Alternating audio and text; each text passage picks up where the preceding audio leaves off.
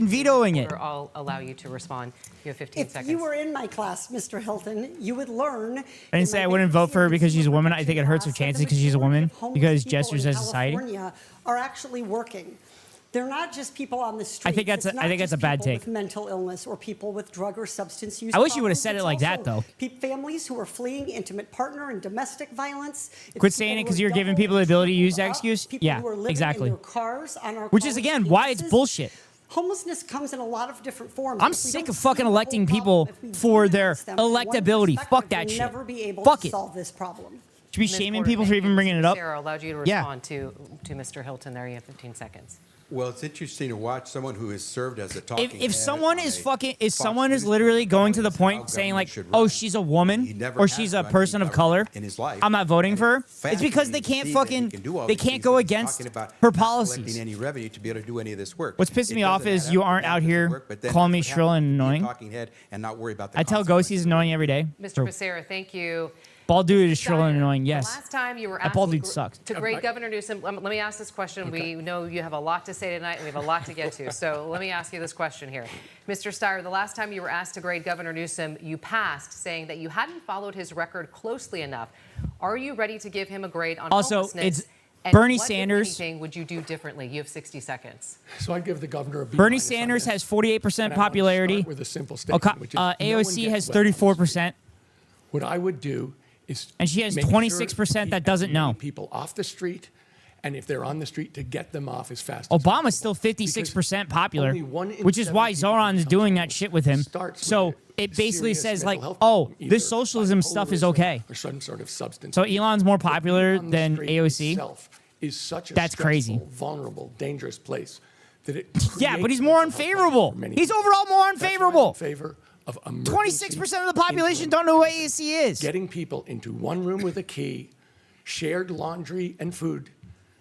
You don't have to be clean, and you can bring your animal. We need to get people off the street. And let's remember this. I think his hormones are flaring up too. He's about to throw a Be fit. Yeah. walkable and safe. We want kids to be safe walking down the street.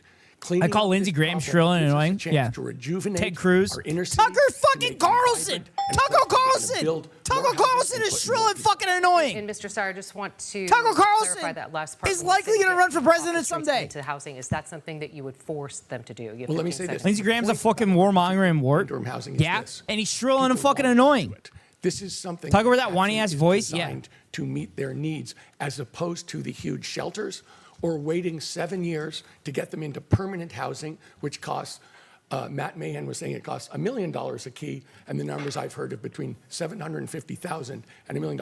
Being homeless for 7 years is an incredible. Everyone finds Tucker annoying as fuck though. Dangerous thing to do, and it's the most compassionate thing we can do. Is to He provide the would interim housing. win in a Mr. landslide in a Steyer, Republican Mr. primary, Mr. Stiers, and thank you, probably Mr. Mahan. and What's your probably response be as able he, to rein in his invoked your name Nazism and enough to told win us the that you're election. there? Yeah. So thanks. your Well, shrill and listen, annoying that cost $1 million argument is a door. false I can flat. show you the receipts from projects that have been The right approved liked him because of across the MAGA. Bay They Area. still like So him. keeping in mind, They still like him, housing and he's not Tom MAGA Steyer's anymore, has been allegedly. private prisons and ICE detention centers. Here's the truth. The reality is when you build interim housing, and what Tom's pointing to, Shrill annoying dudes don't happen to run for president. I don't know what can I say. Dignified alternatives. I mean, Ted Cruz ran for president. 70-80% Marco Rubio ran for willing to president. come indoors. There's also Donald Trump ran for sheriff president. folks who are out there But he who are unwilling or apologized. unable Fuck to come him. indoors. Mr. We Mahan. have to Only build if an only if we can carve a Mr. Mahan, thank you. swastika Mr. in his Steyer, I'll give you forehead. 15 seconds. So let me say this. My wife and I started a nonprofit bank to basically go in and support the people who can't get financing from normal banks. We have financed 17,000 low-income housing units. We have made sure that every loan is measured only for its impact on the community, either in terms of economic growth or environmental sustainability. And we don't make a Trump has never won an election against a man. Never won. Yeah, but he's won 2 elections. Thank you. Now we would like to ask a question about each of your individual campaigns. You will My have point 1 is try to be minute answer conscious this question. of Mr. if Mahan, you're we'll only start this using round these with kinds you. of terms about women. It's gross. Artificial intelligence is That's what I'm replacing trying jobs in to every industry. Your pass campaign along. is supported in part by billionaire I know tech it's spelled crazy in there, like Dan executives. Penny's. How can voters concerned about AI trust you to work for them and not the tech industry? You have 60 seconds. Thanks, Nikki. I'm the only candidate on this stage who has direct experience with deploying AI in government and regulating it. We created the playbook in San Jose that hundreds of other cities and counties use to put restrictions on how technology is used. Being the mayor of the largest city in Silicon Valley, I am at the forefront of these technological changes. I know that these tools can be harnessed to do great good, to make government more efficient and more responsive. We've sped up buses and everything about a candidate affects their electability. But I also Fuck understand electability. Fuck that shit. Stop talking about electability. Fuck that. Stand up for what you fucking believe in. Which is why we've put strict regulations Fuck that on bullshit. the use of technology that other Electability cities is a term that following. neoliberals are We've using to created make the sure that first people AI don't upskilling advocate for curriculum working class our fucking workforce policies. So that they aren't displaced Fuck by that shit. technology, but they can use it to enhance their work. I am not afraid to regulate big tech or any other industry, and as governor, I'll make sure we protect the people of California. Mr. Mahan, thank you. Mr. Becerra, you were chair of the Democratic caucus when Eric Swalwell was elected to Congress. You said in a recent interview that, quote, many of us heard the rumors. I'm done with fucking What electability rumors arguments. Did you hear? And should you have pursued the rumors as a member of Democratic leadership? You have 60 seconds. Thanks, Nikki. Yeah, you hear rumors all the time about all sorts of things. Rumors are not facts. And the AOC might have a chance if the caucus, right the fractures. Democratic caucus She's is going to not have more than just a adjudicates chance. those things. It's law enforcement that does. If someone had come Perot-esque? forward, we could then have investigations. I No. say that as the former Attorney General for the state of California. But I she was runs on Attorney the Green General, New we did Deal go after and runs sex on trafficking. advocating for We did go taxing after the wealthy abuse and, of young women and take advantage of them. also We did prosecuting prosecute people. all There the was an people that were within individual the who was a religious leader Epstein who was files. taking advantage She will of win young in a women. fucking landslide. We prosecuted that individual. Not even- Today, not he is even in jail close. for his crimes. We have gone after people, but we go after them AOC would based mop the on fucking floor with evidence and JD based Vance. on facts. Unfortunately, we have a president today who would go after someone based on rumors. That's not the way we do it in America. We have to have the facts. Rumors are one thing, but getting I'm the way more facts terrified really if gets you Tucker Carlson through. runs. And let me just applaud those courageous Because I know survivors exactly how who those stood debates up are going to go. and told America He's gonna what the talk in truth was. circles. And today, Eric Swalwell was facing accountability. He's going to talk in circles Mr. unless Becerra, the thank you. moderators keep him in check, Mr. which I don't think Bianco, they'll be you able took to an do. unprecedented Vance is action unelectable, though, seizing because he has shitty fucking 650,000 policies. certified Even more than ballots Kamala. by Yes, your own he county sucks. election officials But they're grooming him to as be part the of next an Republican nominee. investigation into election fraud because of an allegation by one group. The California Supreme Court. And then Trump has is ordered literally that throwing him to the investigation fire paused for now. to Do you believe California broker elections peace are when he knows it's not going to secure, happen. and So would he's you doing it on consider purpose. taking the same They could action just as after easily the throw him under the primary bus. That's election exactly what if they're you doing. don't believe the results. You have 60 seconds. Well, we're never going to know if our elections are secure because when law enforcement does legitimate investigations into the allegations, it's stopped by our current Democrat. Oh my party fucking rule in God. Are you California, kidding me? particularly our Bro, embarrassment of 1,000. There's So been this was a 1,000. very, very basic. There has been 1,000 normal cases of investigation. fucking fraud over the The last allegation 60 didn't come fucking from a years. group. It came Of from the last 60 reports years. that Do you know how own many records, counting fucking records from the registrar of votes voters that do have not happened match in the last the 60 output years? of votes counted. Billions. So a very simple 1,000 investigation out would have of counted those billions, ballots chat. to see if they match the votes. But we Shut we the now fuck have a up. Massive Fucking jabroni, you political pieces of outcry shit. from our attorney general using political lawfare to stop a lawful investigation. And Where'd you wasn't lose your watch stopped- streak, The Lemon? investigation was not stopped by the Supreme Court. It was stopped so we could argue these ridiculous allegations from the attorney general about whether or not he has authority to stop that investigation in the first place. And to clarify, would you consider taking the same action after this primary election if you don't believe the results? You have 15 seconds. You made that assumption that that's why this happened. That is absolutely horrific that you Answer the you fucking basically question. said that I did that because of how I felt. Imagine not If having a we watch get streak, information- or is it I've been glitch? 33 years in law Poor enforcement police, they can't investigating police in crime. peace because all these Do I- regulations. Do you want me to start doing that with murders? You're supposed to enforce the fucking law. This is ridiculous. This is an absolute ridiculous question. This is a ridiculous topic because You we haven't have answered the question. An allegation of voter fraud. My And man's ears got their own Californians campaign. Are sick of voter fraud. They're sick of politics, and they believe What voter there's fraud? All right, but Mr. when we Bianco. try to fix it, it is The most cases of voter fraud were for You Republicans. said you were deeply honored to recently receive President Trump's. This dude looks like he watched Tombstone too many times. The fact that 62% of Californians disapprove of the job he is doing. Are those Californians wrong? You have 60 seconds. One of the proudest days of my life was the day I became an American citizen. It happened in a ceremony right here. Keep going, Cat, proving in why San looks matter. Francisco. So it is a deep honor for me to be endorsed by the President of the United States. Oh my God. And here's the thing that's going to help every For those that don't know, this dude rode Trump's dick. This dude rode Trump's dick for 4 fucking years. For 4 years on Fox News, by the way. I know because I fucking watched him while I was at work. For any I love that emote. in that subliminal. situation, so that we can make things better in California. Work with the president and his administration to manage our forests better, to harvest the timber so It'd be so funny this guy wins. He's not going to win. family homes we need for young families, to work to increase California energy production. If he wins, I'm as throwing the wants tea to in the do, so we ocean. can lower gas prices, to fight the fraud in our government so we can cut spending. Everything and about cut Canada taxes, affects to electability. work to enforce Fuck electability. laws. In all these Fuck areas, electability. it will benefit Based on your California electability arguments, is Bernie governor electable? who is a partner on these issues, Mr. Hilton, with the president. And Or did Bernie have really good fucking policies? Mr. Steyer, you are the only billionaire in this He was kind of race. ugly. According to He was kind of reports, you and annoying. your He wife was paid kind of shrill. $5.4 And million he's really in fucking federal old. Guess what? taxes People would fucking in vote for him in a 2024. second. You have said repeatedly. Bernie would have won in "Tax me 2016. more." Yes, he also would have won How in much more 2020. should you be He also would have won in paying? And there's nothing 2024. preventing you from paying more. Have you? So you have 60 seconds. What? So let me say this. I'm the only billionaire on the ballot, Nikki, but I'm not the only billionaire in this race. The billionaires and corporations are spending big in this race to oppose me and to support the other people on this stage. Yep. In 2024, corporations spent $540 million to lobby in Sacramento. They are literally spending tens of millions of dollars against me. He literally was a billionaire, ran in the Democratic primary in 2020, purposely against Medicare for all, and then he came out saying Bernie was fucking correct about everything. And now he's running for governor in California, and he's the most viable progressive candidate on the ballot right now. But I'm the person who is the change agent in this state. I'm the person who's taking We need on class the traders. funded corporate interests who are driving up costs for Californians in every place. No one wants to take them on. I'm doing it. They're spending tens of millions. And let me say I'm not criticizing looks because he's ugly. I'm insulting his looks because he's a chud. Oil companies Is your impact on whether I vote for him or not? Today, Where did Steyer get his money? Private prisons and shit. Thank you very much. And he's Mr. Steyer, he has thank come you. out and I just wanna said that was a clarify mistake, for and I'm people going to try to watching make this up right for it. now.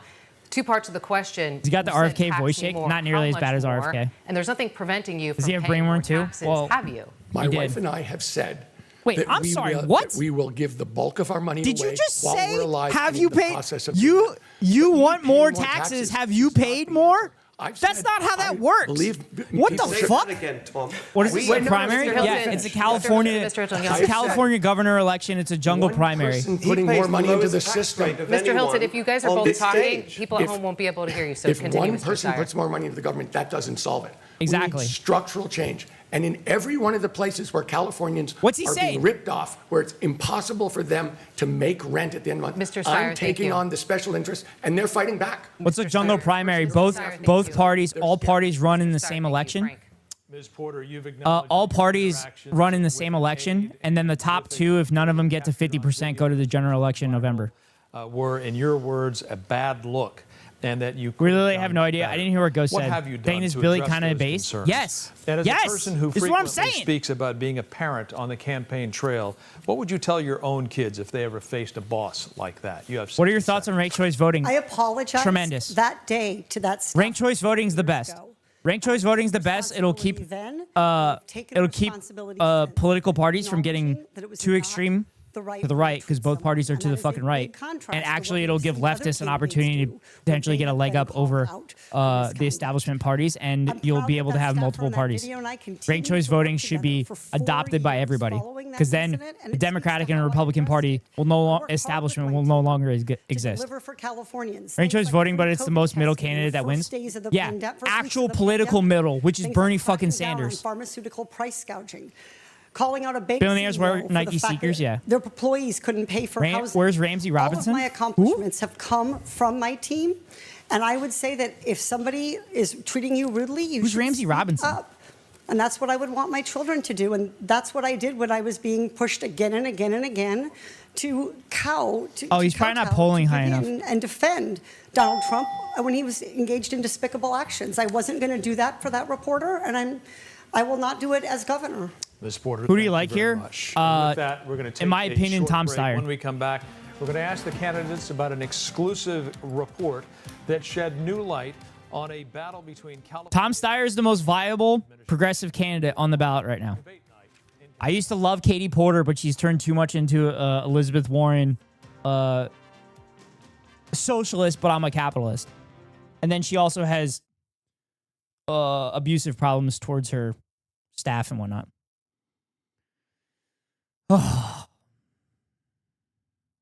So yeah, chat. That's where we're at. So we like billionaires today. We like this billionaire. He is a class traitor. He has openly advocated for taxing himself and getting Medicare for all and working class policies. A little bit of abuse never hurt anybody. All right, I'm going to time auto out for that one because that's kind of fucked up considering that one of the candidates dropped out of the race because he sexually abused and raped his literal fucking staffers and shit. FYI, Bernie's a terrible boss. What? He's a terrible... What do you mean he's a terrible boss? Is he loud and stubborn? Well, he is stubborn as fuck. Is Steyer the coffee guy? No, he's not the coffee guy. Steyer was a private hedge fund manager. I know people who work and worked for him. Okay. Again, I like Katie Porter, but she has not run a great campaign. She has not run a great campaign. Bernie buys shitty pizza for his parties.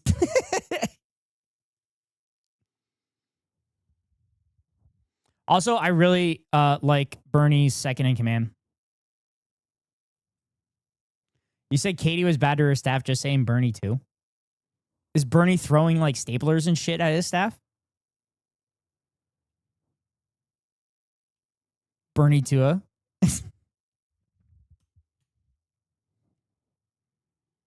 Again, I liked Katie Porter for a very long time. But she lashed out. She lashed out against a fucking journalist for asking a question. And it was not a good look at all. Tell me what this sign shit. means. This is ridiculous. So what does this mean? What is it telling you? You lash out at me all the time. Yeah. What does this sign mean? This video is captured following the U.S. You're worse than Department Katie. of Transportation withholding $40 million in funding, saying California is the only state in the country that refuses to ensure big rig drivers can read. Also, Katie road Porter's signs policies and are not communicate nearly as with progressive law as they used to be. Mr. Becerra, we begin this round with you. Should the CHP be giving English proficiency tests to truck drivers? And if not, would you as governor push back against the Trump administration on this policy? You have 60 seconds. I would definitely push back on the Trump administration on, again, a reckless policy. I would make sure that that officer understands that he cannot discriminate against any driver without having a basis to do so. I understood a little bit of what that individual was trying to say. I couldn't see the signs, but it certainly sounded like he was trying to describe what that particular sign was trying to represent. And so we have to be very careful that we're not profiling consumers in California, drivers in California. It is against the law. Also, can we talk about how fucked up it is that they literally asked the Hispanic person this question? They have to abide by the rules and treat everyone, every motorist, the same way. And so, if that officer had America's literally desperate. Yeah, let's just arbitrarily cut down on our trucker numbers. Find that people are being discriminated against because of what they look like. Is that officer asking everyone he pulls over to explain those road signs, or is he asking only people who look like me? And if he's doing that, then he's violating the law. And I just want to clarify, do you think CHP should be giving English proficiency tests? As far as I know, the academy... They should be retesting truckers way more regularly, all of them. Also, every literal driver on the road should be retested more often. Mr. Becerra, thank you. Mr. Bianco, you are the only law enforcement officer on the stage tonight. Should this type of roadside testing become standard practice across California? And what should happen to drivers if they do fail? You have 60 seconds. Well, we have no one should be allowed to drive only trains. Knowledge that we actually do have rules and we actually do have laws. And if they are not abiding by those laws and California is giving them driver's licenses when they do not qualify for them. Brother, you pick and choose which laws that you enforce, you dumb fuck. How many of your buddies have you let go instead of giving them a DUI? I bet a lot of them. English, or that could not comprehend the road signs or the street signs that they were supposed to be abiding by. So we don't know the context of this. This is what's also. Do you give this test to tourists that can't speak English too? Do you give this test to tourists that can't speak English and rent a car when they visit the United States? But if he is verifying whether or not someone can read signs, my guess is he was stopped for violating a sign, and he's trying to verify that he could. And let's stop with this whole racism thing and racial profiling and all of this garbage. We have to get over this. You either violated the law or you didn't. End of story. Consequences for bad behavior. Mr. Bianco, thank you. Mr. Hilton, would you require full compliance with the federal language standards for truck drivers? You have 60 seconds. So I've discussed this with someone called Marcus Coleman from Bakersfield. His beautiful daughter, Delilah, was put into a coma by someone driving a truck. An illegal immigrant, didn't speak English, and his daughter now disabled for life. That's what we're dealing with here. It is completely ridiculous that we have people driving on our roads who can't understand road signs and can't speak English. So, yes, of course, and I've discussed this with my friend Sean Duffy, the Transportation Secretary, we will not be issuing... What is with right-wingers and wearing no ties but keeping the top buttons open? That's because they have to look like... They can't look like corporatists, Keko. Like you're Fabio. Get this bald limey prick off stage. Mr. Hilton, shut up, Baldy. Mr. Steyer, where do you draw the line on this? Should language proficiency for truckers be strictly enforced, even if it means that some of them will probably lose their jobs? You have 60 seconds. Look, I agree with what was said, which is we don't know the context of this stop.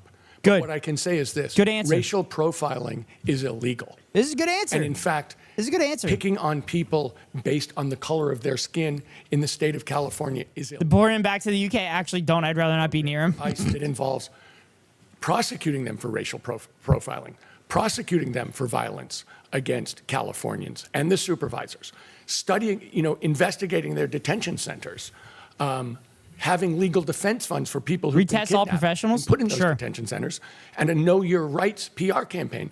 Listen, what we're talking about, dude, I literally, whether, I was caddying for a dude this week, and he's like, "Oh yeah, some doctor could like take your entire livelihood away if you're a pilot and you don't pass the physical." I'm like, well, I mean, I kind of want my pilots to not die while they're flying a fucking plane. Against me, but I'm not going to step back. Like, what the fuck?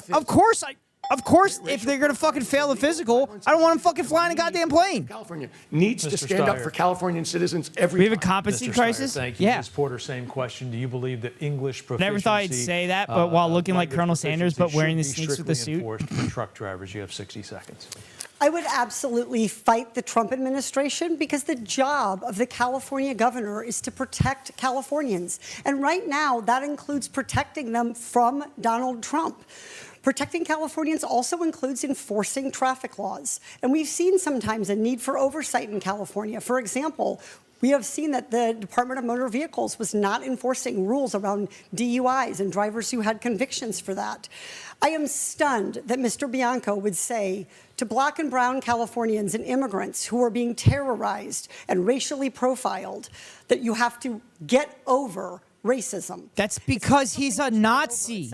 He's a Nazi. And if he doesn't understand the importance of that, he has no business representing a state with the diversity of California. Ms. Porter, thank you very much. Mr. Bianco, pretty good answer. 15 seconds to respond. Yeah, again, that's not even close to what I said. What I said is we're Californians, and I'm speaking for them, especially from law enforcement, when I deal with persons of color every single day, Californians are absolutely sick and tired of our politicians making race the basis of everything. It is not. Tell me you're not a racist without saying you're a racist when you say person of enforcement color. and the public or Fucking Democrat jackass. and Republican absolutely has to stop. And I'm telling you, we are sick of it. Mr. Bianco, thank We're you. Mr. sick. Mayhem, We're as sick a of being mayor of a city in profiled which because we racially 42% profile of the people. residents are foreign-born. Do you believe that English proficiency tests for truckers are necessary? You have 60 seconds. No, Frank, the right answer here is clearly to hold the DMV accountable for ensuring that every driver on our roadway meets the qualifications for the license that they have. This guy's That's a the fucking lib. appropriate entity to do this. And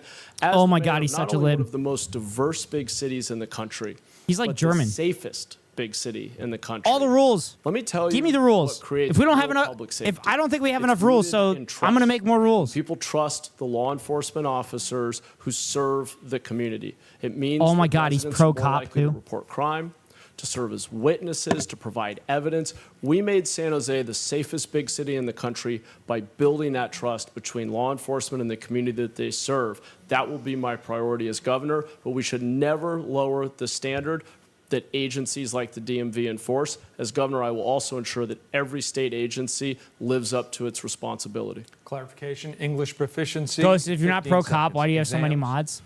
Just to The keep you in DMV check, has Otto. exams, and it's not about whether or not I literally you have speak this many English. mods I just to keep you in represent one check. of the most You diverse cities specifically. and the safest city. What the DMV is responsible for doing is not testing how good your English is. It's whether or not you're a safe driver who understands the rules. All right, Mr. Mahan, thank you. Nikki? This is another round where you will all be getting the same question. actually a We're pretty good asking answer. for a yes or no answer here. If you Mod do me not so I can finish in time the out top Auto. 2 on June 2nd, will I'm you being profiled endorse just your 'cause I'm a party's Chicagoland nominee? supporter? Mr. Steyer, we will Yeah, that's it. start with you. Yes or no? Yes. Do you want me to go to elaborate, or is it just yes? Yes or no? Yes. Yeah, I said yes. Thank you, Mr. Steyer. Ms. Porter, Absolutely yes. I guess we are going to let you elaborate, so I'll go back to you, Mr. Steyer. I'll give you 15 seconds. Let me put it to you this way. If there's a Republican in the race, that Republican will be supported by and also supporting Donald Trump. Donald Trump is raising our gas prices. Donald Trump is kicking 1 to 3 million people off Medi-Cal. Donald Trump is he is trying to punish California every way he can. And the people who are supporting him are also supporting ICE. That is a legal organization that is terrorizing Steyer, and thank you. victimizing Mr. Californians. Steyer, How thank can you. I support that? Every Mr. Steyer, Democrat is thank you. better. Ms. Porter, I know that you said yes. Your response. Yes, absolutely. And I have a track record of supporting other Democrats. Mr. Steyer likes to talk about his giving pledge, but what he's done with his own money is more give me an opportunity to be the governor. I think it's really important that we support other Democrats. I've campaigned for other people in purple seats. I've raised Don't money yell at for me. other people. I was a successful fundraiser and a successful campaigner, and I've used that to beat Donald Trump everywhere we can, and I would do the same thing in this race. Ms. Porter, thank you. Mr. Mahan, we'll come to you. If you don't finish in the top 2 on June 2nd, will you endorse your party's nominee? You have 15 seconds. Well, we don't have party primaries, but assuming there's a Democrat and a Republican, I'll endorse the Democrat, but I will make very clear to them and everyone else that the best resistance to Donald Trump is delivering results in people's lives. I canceled the Just timeout, as I've right? done Yeah. as the mayor of You the did. 3rd largest city in the state, where we're building thousands of homes. Mr. Mahan, we've reduced thank you. crime and reduced homelessness. Mr. Mahan, thank you. Mr. Becerra, same question to you. I kind of want to see Katie Porter and Tom Steyer go to the general election. California, like Donald Trump, someone who's actually taken on Donald Trump, not just fought, but won.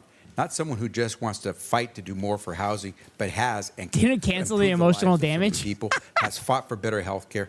I will support that Democrat in the runoff. Mr. Becerra, I'm hoping thank you. I'm the one that's there. Mr. Becerra, thank you. Frank. I'll ask the Republicans now. We've heard from the Democrats. Mr. Bianco, if you do not finish in the top 2 on June 2nd, will you endorse your party's nominee? 15 seconds.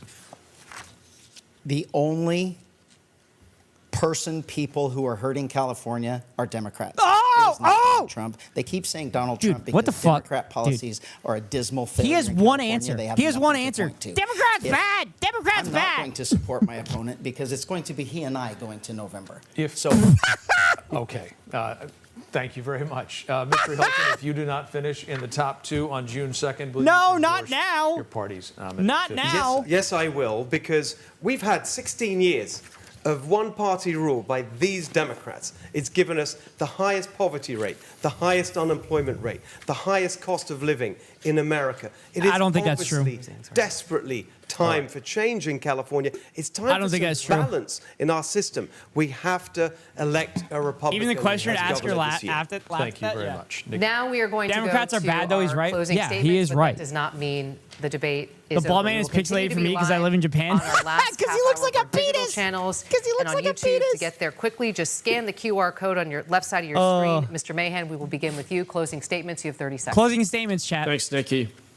I'm running for governor because Californians deserve better. We deserve a government that is accountable for delivering results in people's lives. As mayor of the third largest city in the state, I've delivered the biggest decreases in crime and homelessness. We have thousands of homes under construction. I know what it looks like to take on the establishment within my own party to make government deliver results for working people. We don't need MAGA, but we also don't need more of the same. That's why I'm offering something Mr. different. Mahan, thank you. Ms. Porter, you have 30 seconds.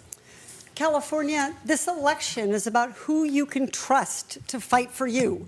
One candidate is a billionaire who got rich off polluters and ICE prisons and is now using that money to fund his election. Another candidate for nearly 40 years cashed corporate checks and then lacked the courage to take them on. Yeah, but I'm he's not like advocating that. for more I have progressive never policies than taken you, Katie. Corporate money. That's why I have always stood firm against Donald Trump and special interests. I'm like you, a mom fighting for a better future for California. Ms. Porter, thank you. Mr. Becerra, you have 30 seconds. California is going through a crisis, and we need someone who knows how to govern in crisis, not someone who's going to need training wheels the moment they walk into the governor's office. This is a time to have someone who's actually Okay, fought time for those Oxbridge crises, presentation from whether this it's guy. the Bet for me, man-made night crisis all. coming Good night, from Otto. Washington, Have a good night's rest. Or whether it's the cost of living crisis that hey, we get face that. here at home. We need someone who's actually fought and won, beat back Donald Trump to save the Affordable Care Act all the way to the Supreme Court, beat back Donald Trump. Also, chat, in preserving the DACA program for drinking. CalCare got defeated. It was going to be Medicare for all of those in California. It got defeated by the Democrats. So just because you have a bunch of Democrats in your state house doesn't mean that they're actually going to do good policy. Complete lack of responsibility. I have 33 years of dealing with the consequences of their poor decisions and of their poor policies in the Democrat agenda for the last 33 years. I am running for Californians because Californians do deserve better. They deserve someone with honesty, transparency, integrity, and most importantly, proven No Ramsey leadership. Robinson? If you want the status quo, Yeah, he probably didn't poll high enough. I didn't even know about him, to be honest with you. Thank you. Mr. Steyer, you have 30 seconds. The people raising the cost for California don't want me to be governor. I'm the change agent here, and they don't want change. And in politics, it's pretty easy to figure out who you are by seeing who opposes you and who supports you. Let me tell you who opposes me. The oil companies, PG&E, the realtors, the drug companies, Donald Trump, and the head of ICE. Let me tell you who supports me. Progressives, environmentalists, organized labor. Say Hassan Piker. Teachers and Say nurses. Hassan Piker. None of these people are fighting anybody else of these. No one else on this stage is having these. That's because they're going after you because you're the most viable. They want to stop me Mr. because Steyer, I'm thank going you. to change Mr. Steyer, California. thank you. Mr. Hilton, closing statements. You have 30 seconds. We obviously need change in California. The system is not working. I'm the only one here who has never run for office before. I'm not part of this system. These Democrats can't get it done. Matt Mahan talks about his record in San Jose. Actually, homelessness and crime are going up. Javier Becerra talks about his time in government. He thought it was a good idea to put masks on 2-year-olds. We need real Every time this guy change talks, I in hear Vision and Jarvis. We need to think different. We need to vote different. My plan to make our state Cal-affordable is real and serious, and we can get it done if we just vote differently this year. Mr. Hilton, thank you. All right, with that wraps up. Yeah, look the how first our hour of last our debate non-politician tonight. We wanna ended. thank all Yeah, of but the he was on candidates, Fox News, first of all, Cat. for being here. We hope you will join us for another half hour of the debate, including your viewer questions. We're streaming live on your local Nexstar station's Plus channel. You can also watch it by scanning the QR code on your screen. We will see you right back here on your digital channel in 2.5 minutes. All right. I can't vote for California governor. I can't vote for California and commissioner either. But I want Lalo Vargas for commissioner, and him and Ransley are both endorsed by the PSL. Yeah, I'm looking at the polls right now. Of the June 2nd primary and make it to the general election. My name is Corey Smith, host of Sunrise on the Hill. Joining me, where the fuck is it? Washington correspondent for Next Star, and Caroline Vakil, campaign reporter for the Hill. Guys, good being with you at the cusp of 11 p.m. here on the East Coast. We'll just start with overall impressions of what you saw tonight. We were waiting to see if anybody was going to separate themselves either through specific policy points or maybe some one-liners. Did we get any of those things tonight? Caroline, we'll start with you. Sure. I think that it seemed like there was not really a clear standout moment for any of the candidates. I do think that there may have been a gaffe by billionaire Tom Steyer for essentially suggesting that raising his taxes was not going to, having him pay more taxes was not going to be the solution for a problem. I could see that being recycled. No, he was saying specifically his individual taxes. He was saying systematically we have to change it. Some momentum since some shit already came out about the current California Insurance Commissioner, and there will be more if they dig. Oh shit! Seen right now if Democrats were even able to move the needle. Maddie, what did you make of what we saw tonight? Yeah, I agree a lot with what Caroline said. I don't know that Hilton and Bianco are in the lead, 17%, 14%. Steyer's at 14%. Change agent. Porter's at 10%. Becerra's at 10%. And Mahan's at 10% or 5%. Might get played about. So Robinson's not even there. More about who some of these candidates are, even if one didn't necessarily stand out from the pack. Economy, housing affordability, and threats to democracy are the top three. And I think he tried to separate himself as a mayor in saying, here are some of the actions I have taken to deal with homelessness, whereas some of the other candidates maybe have 1% of people said somewhere else, like Steve Hilton, who so Robinson falls under that 1%. Himself as an outsider. So I think we learned a little bit more about how the candidates are positioning themselves. I'm not sure there was any back and forth. There was that exchange with Porter and Bianco. Gotta get food, but lurking back in an hour. Okay, Keko. Language proficiency standards. Chat, it's the top of the hour. I need to run an ad because Twitch makes me run ads to avoid pre-roll ads for any new viewers. If you want to avoid the ads, you can pay $5.99 for a subscription get lucky and get gifted a sub, or link your Amazon Prime account to your Twitch account and get a free monthly subscription. From Daddy Bezos to your favorite streamer. Hopefully it's me. If it's not me, then hopefully it's one of my friends. But here comes a 3-minute ad break now. We talked about it in the pre-show, sort of the upheaval that this race has. I'm going to see if I can find that. Swalwell, who at the time was considered by many to be the front runner, dropped out of the race. That's why you had San Jose Mayor Matt Mahan on the stage. That's why you had Javier Becerra on the stage, because they were able to shoot up through the polls over that 5% threshold. Where are things now from a polling perspective? Oh, I have it, chat. It's up to the top two people to make it to the November ballot, regardless of what their party affiliation might be. Yes, on your digital plus channel, we want to continue with the next question, and it's this one. The median home price in California right now is $900,000. This is the question. What is your plan to lower the cost of housing? Mr. Mahan, we're going to start with you. You have 60 seconds. Thanks, Nikki. Oh, I got captions for you, Keko. We were approving thousands of housing units, 20,000 housing units over the last 7 years or so that weren't getting built. I led us through a process of. I use those terms for Ben Shapiro, but we made a good point. That we in government. How do we not come up with Ben Shapiro? But Ben Shapiro has fallen off. We did hard things. We sped up permitting. We've used new technology to make it easier to apply. And most importantly, we reduced one-time fees that look good on paper, but were blocking the very thing we need, housing and opportunity for people. We now have thousands of new units under construction. That's a template for the state. That's how we'll move forward. I know what's at stake. I grew up in a household that was paycheck to paycheck. I remember my family, my parents arguing about how to make the mortgage payment. Solving this problem is the most fundamental way to expand economic opportunity and upward mobility in California, and I will get the job done.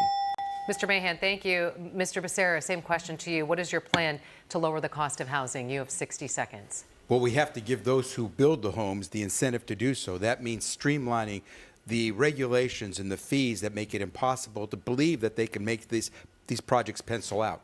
Once we've By the way, the most popular politician, Zoran's at 40%. Where it makes sense. If AOC runs on Zoran policies, so it's easy to get she'll to and win from work. in a landslide. Make it so that we don't have commutes that are hour and a half long. We want to make sure that we Trains. help those who want to buy a house get in a house. Most public Californians transportation who are renting are essentially paying a monthly mortgage, except it's called rent. I would convert them into homeowners by helping them with their down payment. We have down payment assistance programs where we will expand the opportunity for a renter to become a homeowner.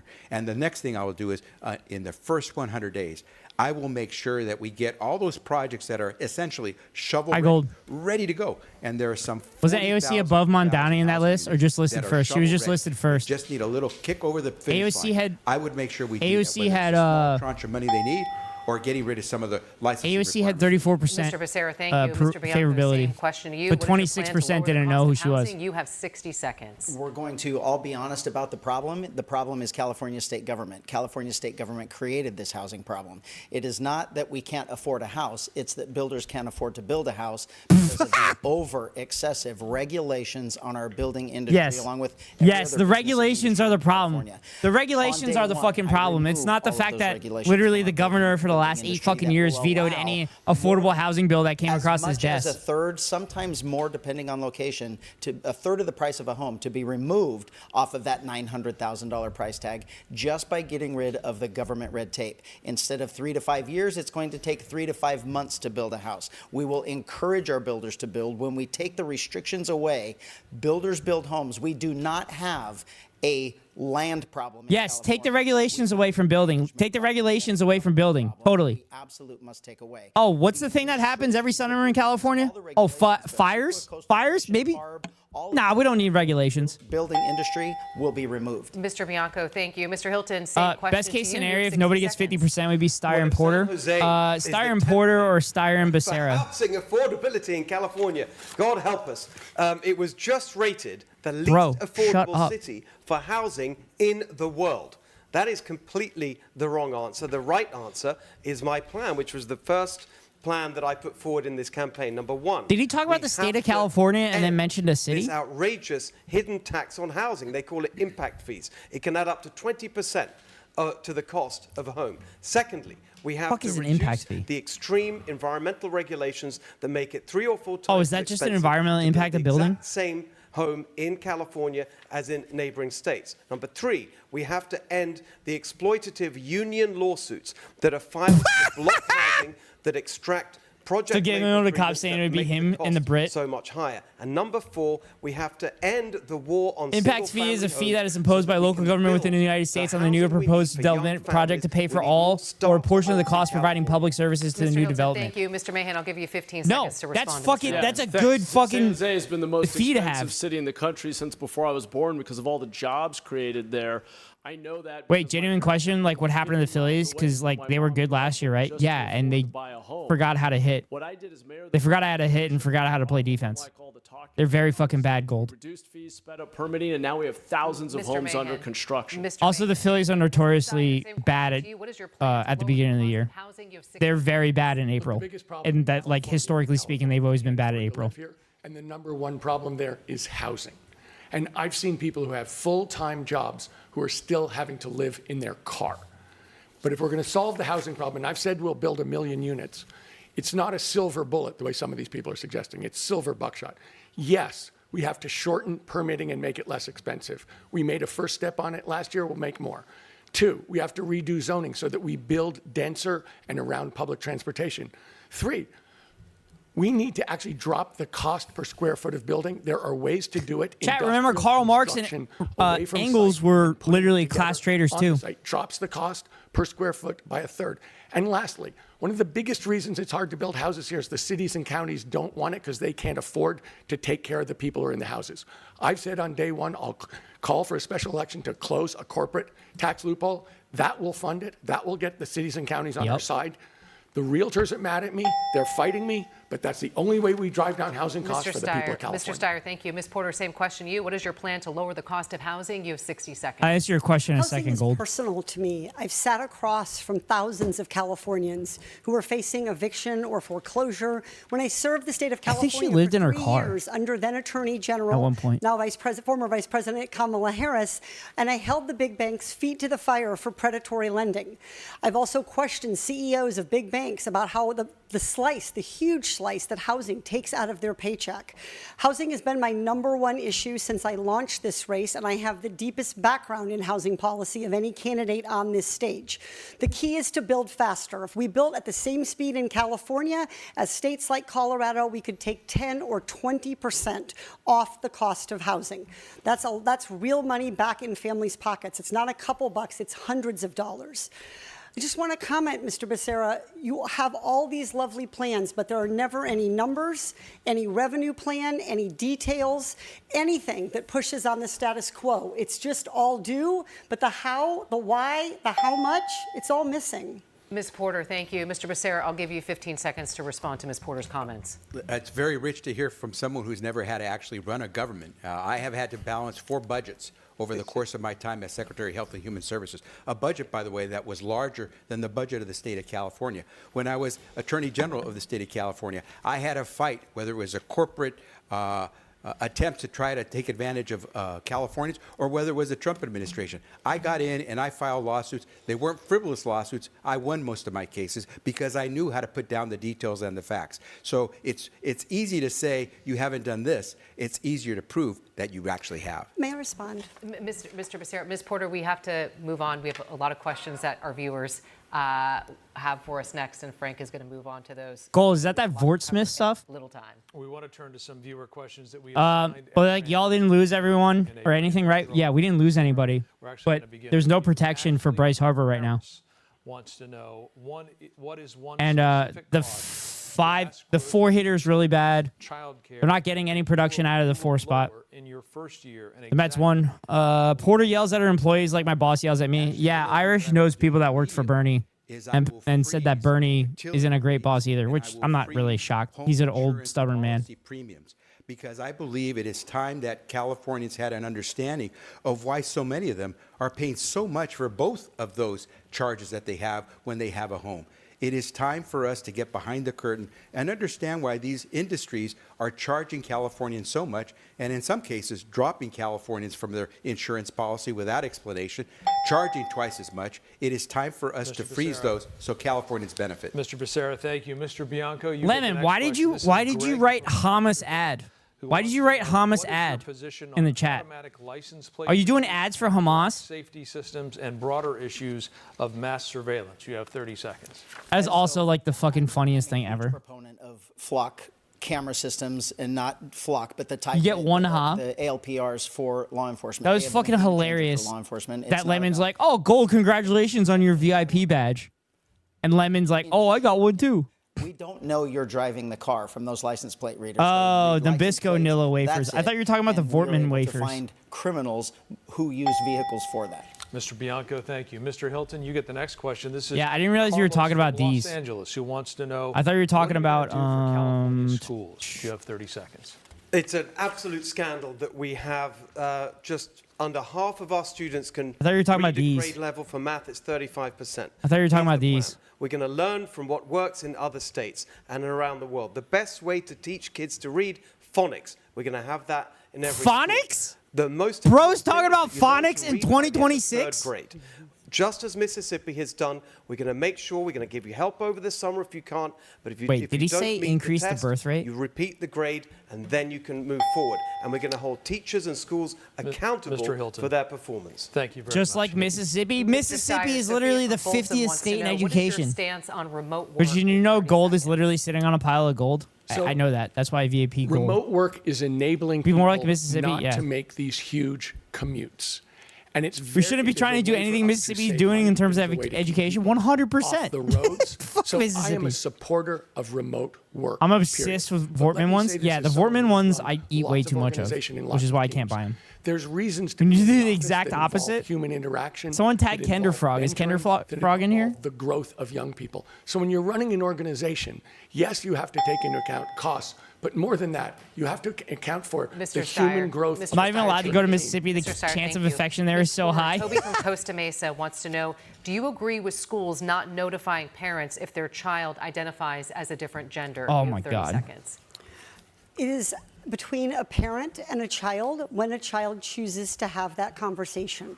The job of our educators is to teach them to read by 3rd grade. That is a really important benchmark to help them make the jump from Algebra 1 to Algebra 2, which opens the door to higher paying jobs. These are conversations for kids and parents to have with each other and their healthcare providers. This is not a role for schools to be policing personal decisions. Ms. Porter, thank you. Mr. Mahan, John Carlo from That's Los a lib- Angeles that's a lib asked answer. this. How would you communicate with Donald Trump if he attacks you directly or policies valued in California? That's such a lib 30 answer. seconds.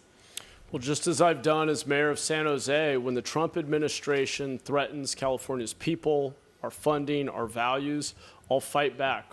We'll use the courts. In San Jose, we've sued this administration over a dozen times. We've funded legal services for our immigrant neighbors. We have used every tool at our disposal. I just But realized my will thing also hasn't been find on. ways to invite federal agencies to help us rebuild LA, reduce fire risk. We need a partnership, and we need to find common ground with this administration on certain issues. Mr. Mahan, thank you. Frank. We'd like to move on to our next question. Many Californians cannot get home insurance anymore, or their premiums have skyrocketed. Insurance companies blame wildfire Take a risk shot and every time he says as mayor of San Jose or as Many governor. have left the state. Oh California's my God, FAIR he's Plan, a he's last the resort California option, Pete Buttigieg. is being swamped and is becoming a crisis for the state. Mr. Bianco, this round begins with you. What is your plan to attract I'd rather not insurance die. companies back to California? You have 60 seconds. Again, we're going to be honest about the problem. The problem is our California state government, is our California state regulations that are affecting the insurance companies. Various regulations affecting the insurance companies, but particularly, they told us why they were leaving. The They told regulations Governor Newsom are the problem? For 5 years in a row that they were going to leave if he did not change the environmental policies and protections that prevented our fire agencies from creating defensible space around our homes, our cities, and our Defensible buildings. space. They told him they were going to lose cities and they couldn't afford to cover it, so they were going to have What's to leave. somebody So the think about the answer is poor remove insurance the companies? regulations. Is that right, Let the Cata? fire Yeah. agencies create that defensible space. We are being absolutely controlled by environmental Take a shot every activism time you in go to this state Mississippi. that runs every single regulatory board. And as governor, I will remove that special interest from California state government. Mr. Bianco, lead. thank you for that. Mr. Hilton, what is your plan to Welcome. attract private insurance companies back to California? You have 60 seconds. We have to be clear about why they left. They left because of Democrat policies and wrong-headed regulation. Now, some of those mistakes have been corrected. No, they The fucking ability for left. insurance They companies fucking left because it's not profitable to give insurance to a fucking area that literally has a wildfire constantly. still have It has a massive wildfire multiple times every fucking summer. That's why insurance companies fucking left. the massive problem that is crushing so many families across California. Number one, we've got to get people off the FAIR Plan. It was designed for about 100,000 people. Now you've got over 600,000. They left We've got because to work insuring isn't profitable. proactively Yes. to get those people onto commercial insurance. Number two, we have to stick to the Commercial regulatory insurance. framework that was in the original proposition that set up the insurance department. 60 days to approve rate changes. Sometimes now it's over a year. And number three, we have to stop these nuisance lawsuits, often filed by private equity from out of state, that are increasing the cost of insurance. All right, Mr. Hilton, thank you. Mr. Steyer, what is your plan to attract private insurance companies back to California? You have 60 seconds. Well, skyrocketing home insurance is one of the huge problems facing California homeowners. And it's a result of catastrophic fires and houses being burnt down, and therefore insurance companies wanting to get paid for that risk. What California needs to do is reduce that risk. We need to reduce the risk of catastrophic fire. What does that look like? On a macro basis, it looks like controlled burns, reducing dry timber. On a micro basis. But he's a billionaire. He's a billionaire. We can't support him. Chat. We can reduce Listen to his the fucking risk of policies. houses burning and catastrophic fire by 90%. The point is going to be, at that point, we need the insurance company Okay, wait, he's right. start writing home insurance based on the reduced risk. And it's the job of the governor to insist that they take into account the reduced risk. Insurance companies are lazy. They ain't gonna pay insurance companies and incentives more than it would cost to just offer state insurance. But Democrats. The governor's job is to make sure that they do the work, that they take it into account, and that housing insurance. I love how they just yell vaguely about regulations, but never specify exactly what these regulations are and what they are meant to do. Oh yeah. Insurance companies back to California. You have 60 seconds. I think. First, I just want to Actually, we'll listen to acknowledge Katie that Porter. so many who have been affected by wildfires have not received the federal aid that California deserves from the federal government because of Donald Trump. I also want to say, as a consumer protection advocate, I would absolutely hold insurers' feet to the fire to make sure they pay out damages when homes have been burned.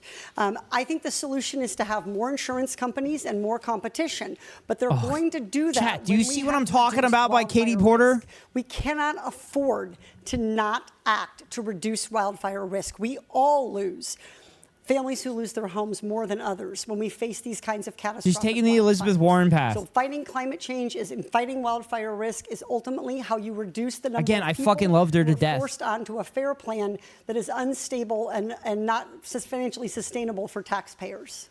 Ms. Porter, thank I guess you. I don't have Mr. livers, Mahan, same Lemon. question to you. What is your plan to attract private insurance companies back to California? You have 60 seconds. Well, Nikki, I've walked through the Palisades and Altadena with families who have lost everything, and I've seen firsthand what's broken. As governor, I will take responsibility. Katie's for drawing more ensuring we picture than better Tim manage Walls. public Yeah, lands. We have I've to noticed that reduce too. the She's also been fire reading a risk ton we off her have for our paper, urban areas, so we're not putting which is not necessarily homeowners at risk. wrong. When you have those catastrophic fires, it pushes up costs for everyone. She definitely is We need to prepared bring when the she private does insurance this market shit, back, but it'd be nice force if them to she compete like with could one speak another from the on heart value, on like allow them to shit that she appropriately believes in, price risk, instead of and like when they play games, as we've heard in prepared some stuff. cases of switching adjusters. But I and mean, dragging out everybody the has their process of own, paying out claims.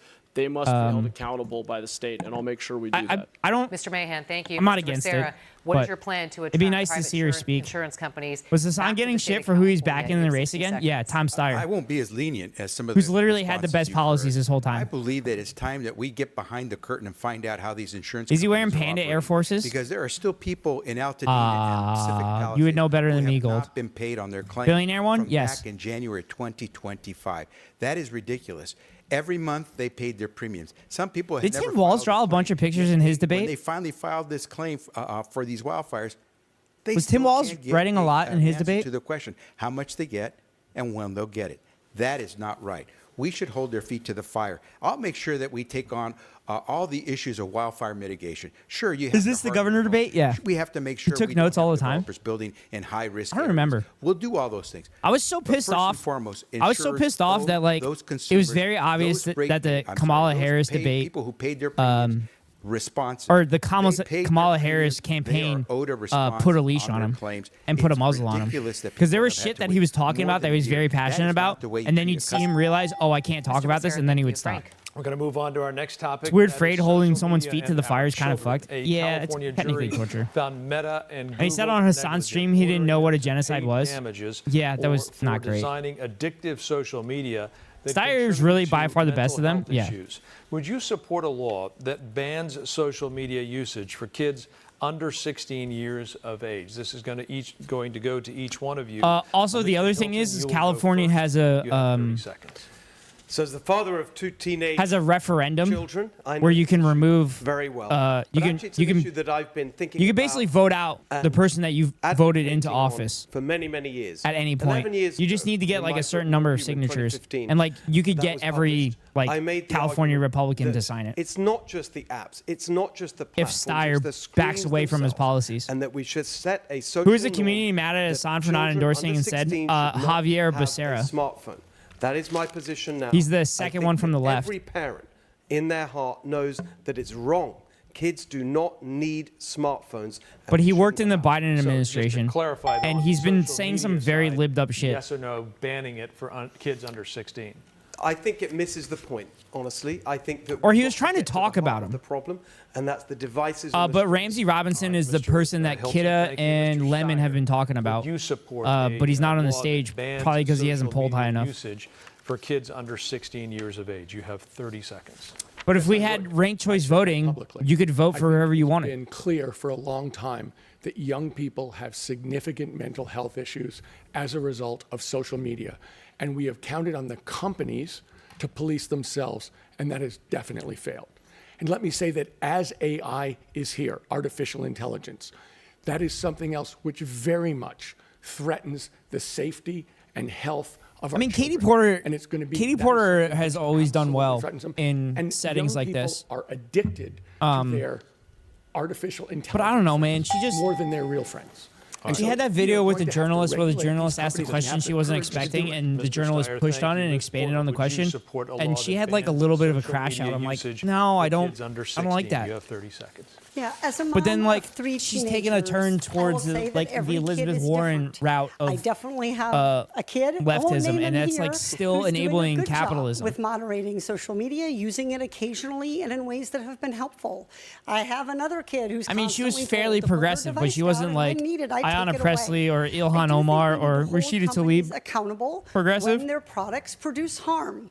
If they're producing addiction, if they're failing to moderate inappropriate conduct, then we absolutely should hold them accountable. This is actually a pretty good answer. Problems affect both kids particularly, but also adults. I don't know how you regulate Just that, to but clarify, and forgive me if I missed it, but hold accountable or ban the usage for kids under 16. I would not ban under 16. I might consider. she a feels super different ban, scripted in but her I wording. also It's not a wanna great look. recognize Yeah, that that's what I was as a talking about. parent, That's it's what an that's kind of what I was opportunity alluding for to families make earlier. choices and have conversations about technology that these kids will see their whole lives. Ms. Porter, thank you. Mr. Mahan, would you support a law that bans social media usage for kids under 16 years of age? You have 30 seconds. What I would do is require parental consent for children under 16 to be able to use social media.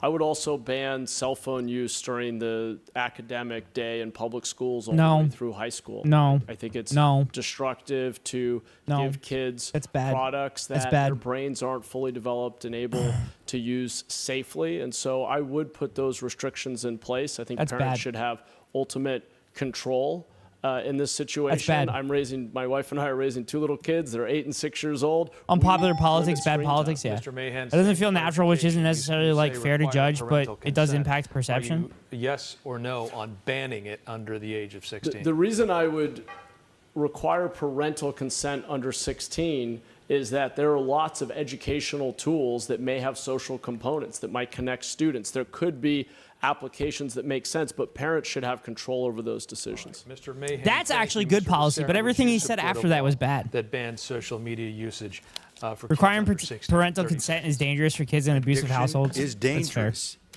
Yes, I would. Consent is fine, but absolutely banning work from with schools legislators to in make sure we schools' can current enact situation such is a law. terrible. Yes. Kids have died as a result of their use of social media.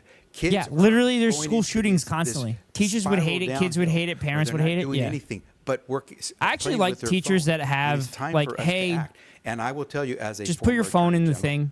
I will enforce that law to make sure we are able to manage our children's development over the lifespan. And what I will tell you is I like this, teachers we that also have a to help thing those on the families on the that are wall trying or to whatever, and you manage their just put your kids' phone use in of it these types for of the class devices. period. Mr. Becerra, thank you. Mr. Bianco, And would you then I support think a law some that teachers, bans once you're done with like the social lesson media for the day, usage for you just kids under you say, 16? okay, you have can get 30 your seconds. devices now. No, that's up to their parents. I think it's interesting that drugs create mental illness too, and yet California Democrats have made drugs legal in California, but now we're going to ban social media because it creates a mental health issue for kids under 16.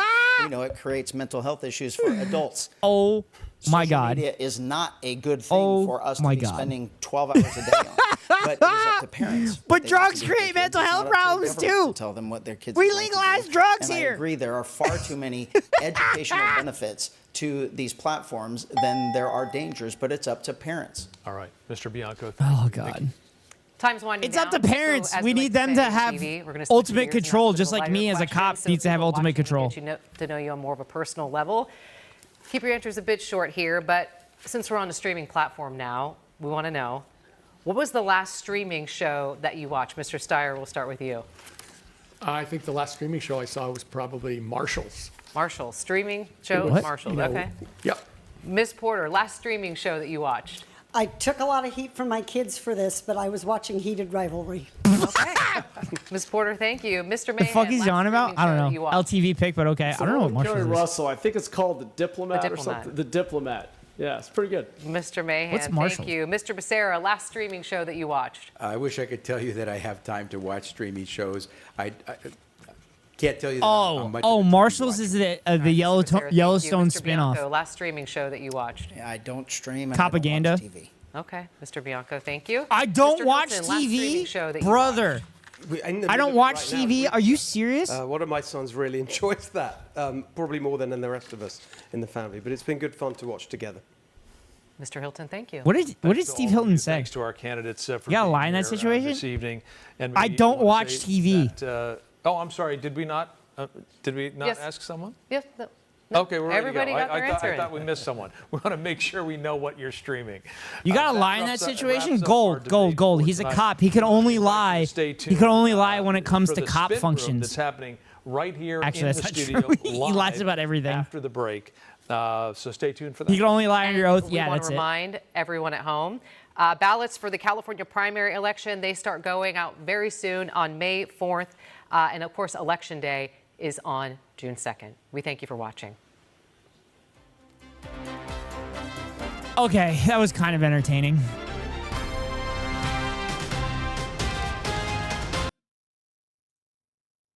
That was kind of entertaining. Did you all have fun? Did you all have fun with that?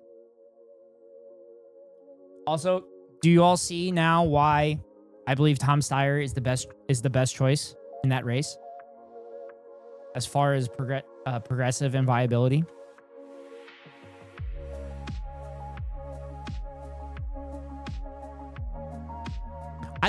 I love Katie Porter, and I love her advocacy for consumer protections and putting corporations and banks to holding their feet to the fire. Sorry for using their own terms, but like I love Katie Porter, but like, dude, I don't know, man. Her campaign was weird. I like Billy best. From what I saw, yeah. Javier Becerra was okay. Matt Mahan, who was on the far left side, felt like a Pete Buttigieg. And I don't like Pete Buttigieg. Nothing far left about him. Yeah. Pete Buttigieg scares me. I don't want him anywhere near power. The dude worked for McKinsey. He ran on leftist policy. And then when he became relevant in the Democratic primary, he immediately shifted to a corporate Democrat in the middle. And Mahan's at that part. Javier Becerra,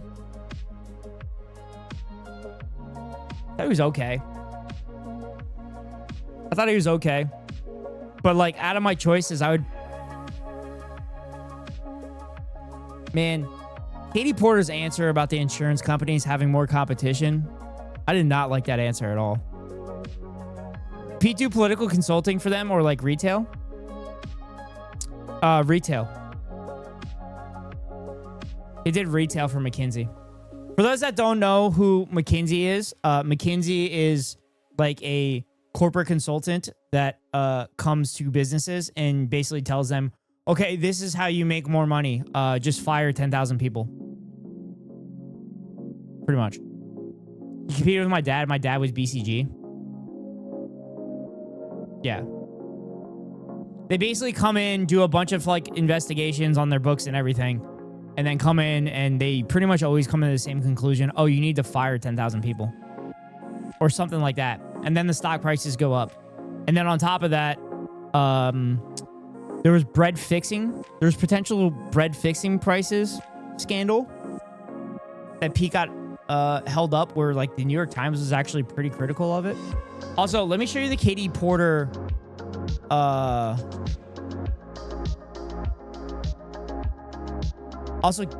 Katie Porter apparently voted for a lot of pro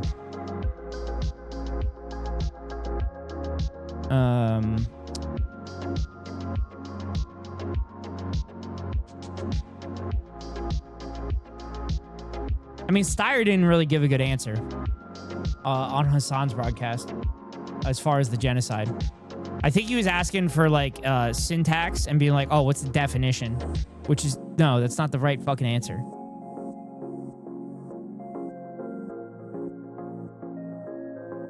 You know God's great uncle was T.S. Eliot?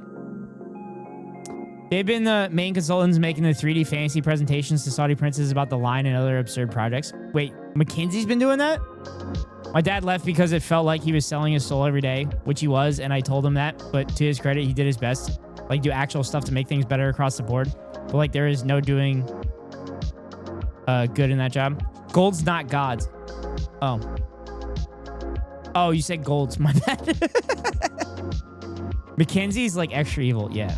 McKinsey's, like, really fucking bad. But here's the reverse canary mission about Katie Porter. Porter went out of her way to arrange a Democratic congressional delegation's meeting with Benjamin Netanyahu. She publicly stated she was extremely impressed by Netanyahu's engagement on issues, including judicial reform, the West Bank, and settlements, framing the settler colonial project as legitimate long-term endeavor for a vibrant, secure, Jewish, democratic state. The meeting legitimized a leader overseeing the slaughter of tens of thousands of Palestinians and the systematic destruction of Gaza's infrastructure. Early in the current phase of escalation, Porter resisted calls for an immediate ceasefire, instead of emphasizing conditions that prioritize Israeli security and removal of Hamas from governance while downplaying the root cause, decades of occupation, blockade, and settler violence. Her later qualified support for a bilateral ceasefire still framed the violence as a conflict between equals rather than one-sided genocidal assault, enabling the U.S. complicity.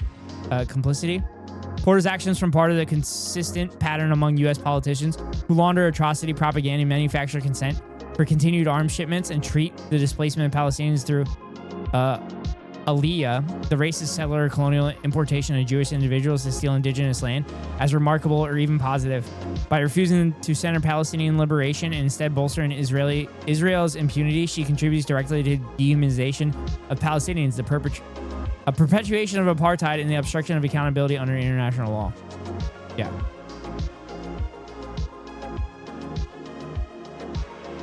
Oh, here it is. 2020, Katie Porter took $4,757 from pro-Israel PACs such as AIPAC. Katie also took $61,000 from pro-Israel individuals. 2022, Katie Porter took $5,000 from pro-Israel PACs, AIPAC. She also took $69,000 from pro-Israel individuals. 2024, Katie took $49,155 from pro-Israel individuals. Damn, this is actually really good information. And then I wanted to show you the Katie Porter journalist thing.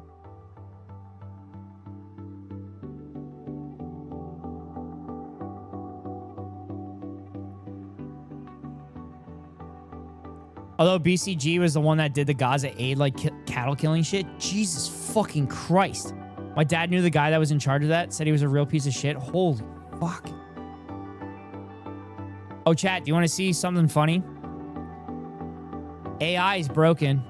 The AI is broken, chat. The AI is broken.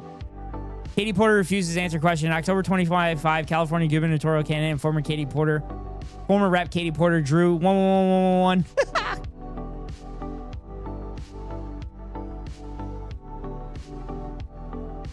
Yeah, I thought I heard.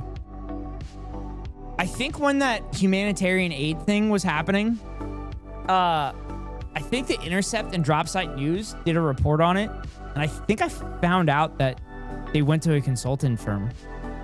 And then, like, the people that were consulting on it, like, literally, like, we're fucking done with this.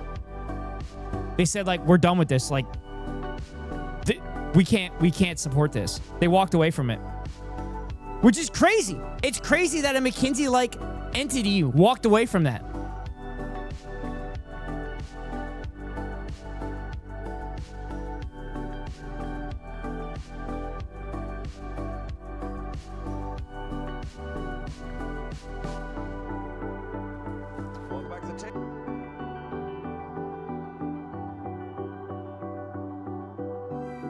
Welcome back to the Takeout. Former California Democratic Congresswoman Katie Porter has gone viral again. Your whiteboard, you might remember she used those. Yeah, for those that remember Katie Porter, she did she was the famous person that did the whiteboard thing in her hearings. It was like so open and shut evil with no pretense whatsoever. Yeah, I also just watched a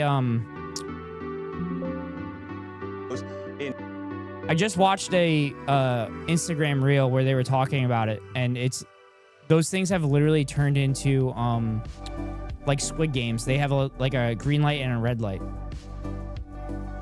But here's what I was talking about, chat. Congressional hearings ask really tough questions, became kind of famous for. She's the frontrunner in California's gubernatorial race, and Shit, I didn't mean for that to be 2 times speed. recently, like the last month or so, she threatened to end an interview with a CBS News investigative correspondent named Julie Watts after an exchange the two had over voters in the state who supported President Trump. Let's watch that. What do you say to the 40% of California voters who you'll need in order to win, who voted for Trump? How would I need them in order to win, man? Well, unless you think you're going to get 60% of the vote. You think you'll get 60%. Everybody who did not vote for Trump will vote for you. That's what you're saying. In a general election? Yes. Well, to those voters. Okay, so you... I don't want to keep doing this. I'm going to call it. Okay. Thank you. You're not going to do the interview with us? Nope, not like this. I'm not. Not with 7 follow-ups to every single question you ask. Every other candidate has answered. I don't care. I don't care. I want to have a pleasant, positive conversation in which you ask me about every issue on this list. And if every question you're going to make up a follow-up question, then we're never going to get there. CBS News California investigative correspondent. Yeah, this is not a good look. I didn't like that. I kind of soured on her from that point. But then hearing like her policies and talking about like more competition and stuff like that, I'm good. Again, I loved her.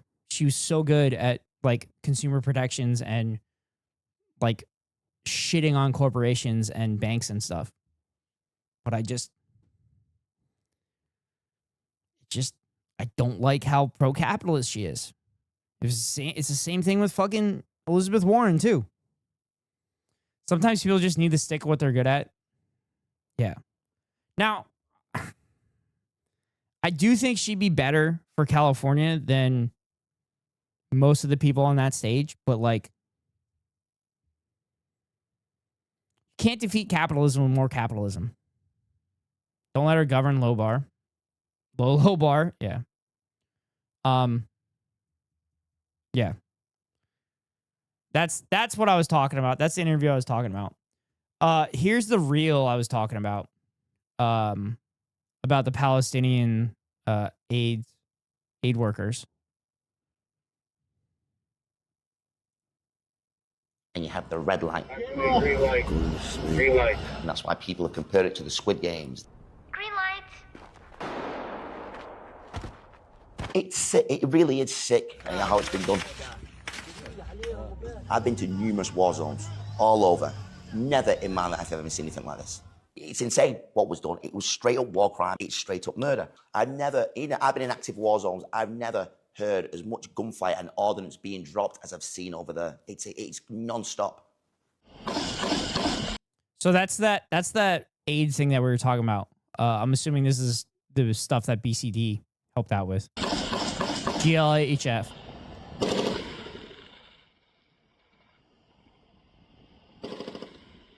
So I'm setting all the distro up, getting it all set up, making sure it's all there, and then we say, okay, when we're ready, and then it's the green light.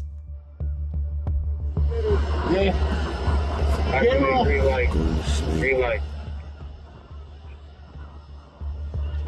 Lord of mercy. People aren't just walking fast, they're sprinting. Sprinting. The time, they know that you only got an hour. Thus why it's no dawdling to the side. It's you either get there and the person that's talking is a former Royal Marines commando who went to Gaza to help deliver food. What he witnessed was a sadistic field day for IDF soldiers who shot at starving Palestinians desperate for food. Who is this person? David McIntosh is his name.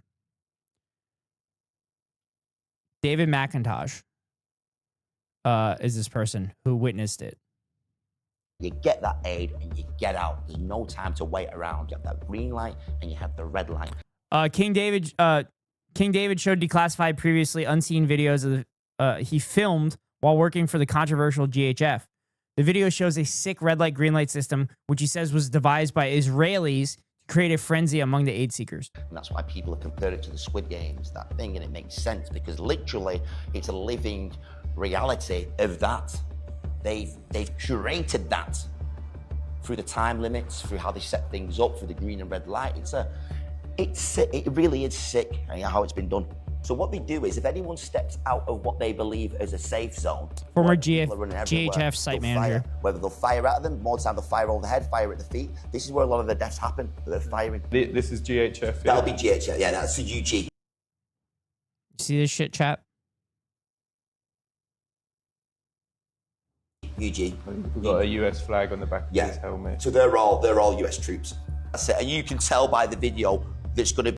I think they're U.S. mercenaries. I don't think they were actually troops. I think they were U.S. mercenaries, if I remember correctly. There's going to be war there, because internal war, because there's not enough to feed even a fifth of that. Now, that's not alone going to get to these people. Then they're going to get back to their respective families. Aid isn't given daily. It's meant to be. We try. We have enough facilities. We have enough logisticals. We'll have it ready to go daily. And they'll stop us. This is why you get the mass stampedes. They'll stop us. Okay, you're not doing it today. For why? What reason? For those that are listening, when he says they'll stop us, they're saying the IOF. The Israeli forces told the site manager for the humanitarian thing that we can't have it every single day. And when I unpause it, he says, why? What reason? And he'll say the response. You just can't do it. This is how they play with us. But most importantly, they play and antagonize the Palestinian people. They're sick. Yeah. These are the people that our tax money is going towards.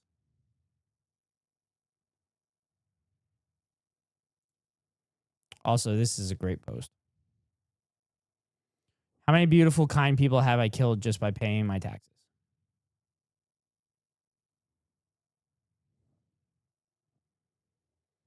So,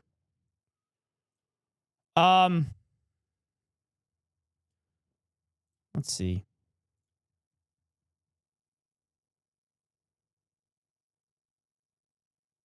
Do we want to keep doing React content, chat?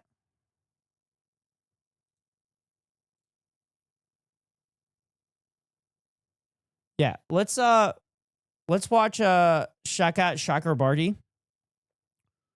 That's the San Francisco race, House of Representative race, Nancy Pelosi seat. And this is Hassan sitting down with Saikat Chakrabarti. I apologize for those that have already seen it in Hassan's thing. But we're going to watch it here. And I also have Michael Burns, who's from Wisecrack. Why liberals always side with fascists. And we could probably watch one more. Oh, I did it. So doesn't I Did a Thing have a new video too? Good Work has a video too. On why oil is such a big deal. I think Second Thought also has a video. But let's start with behind the campaign. Hassan Piker knows times are changing.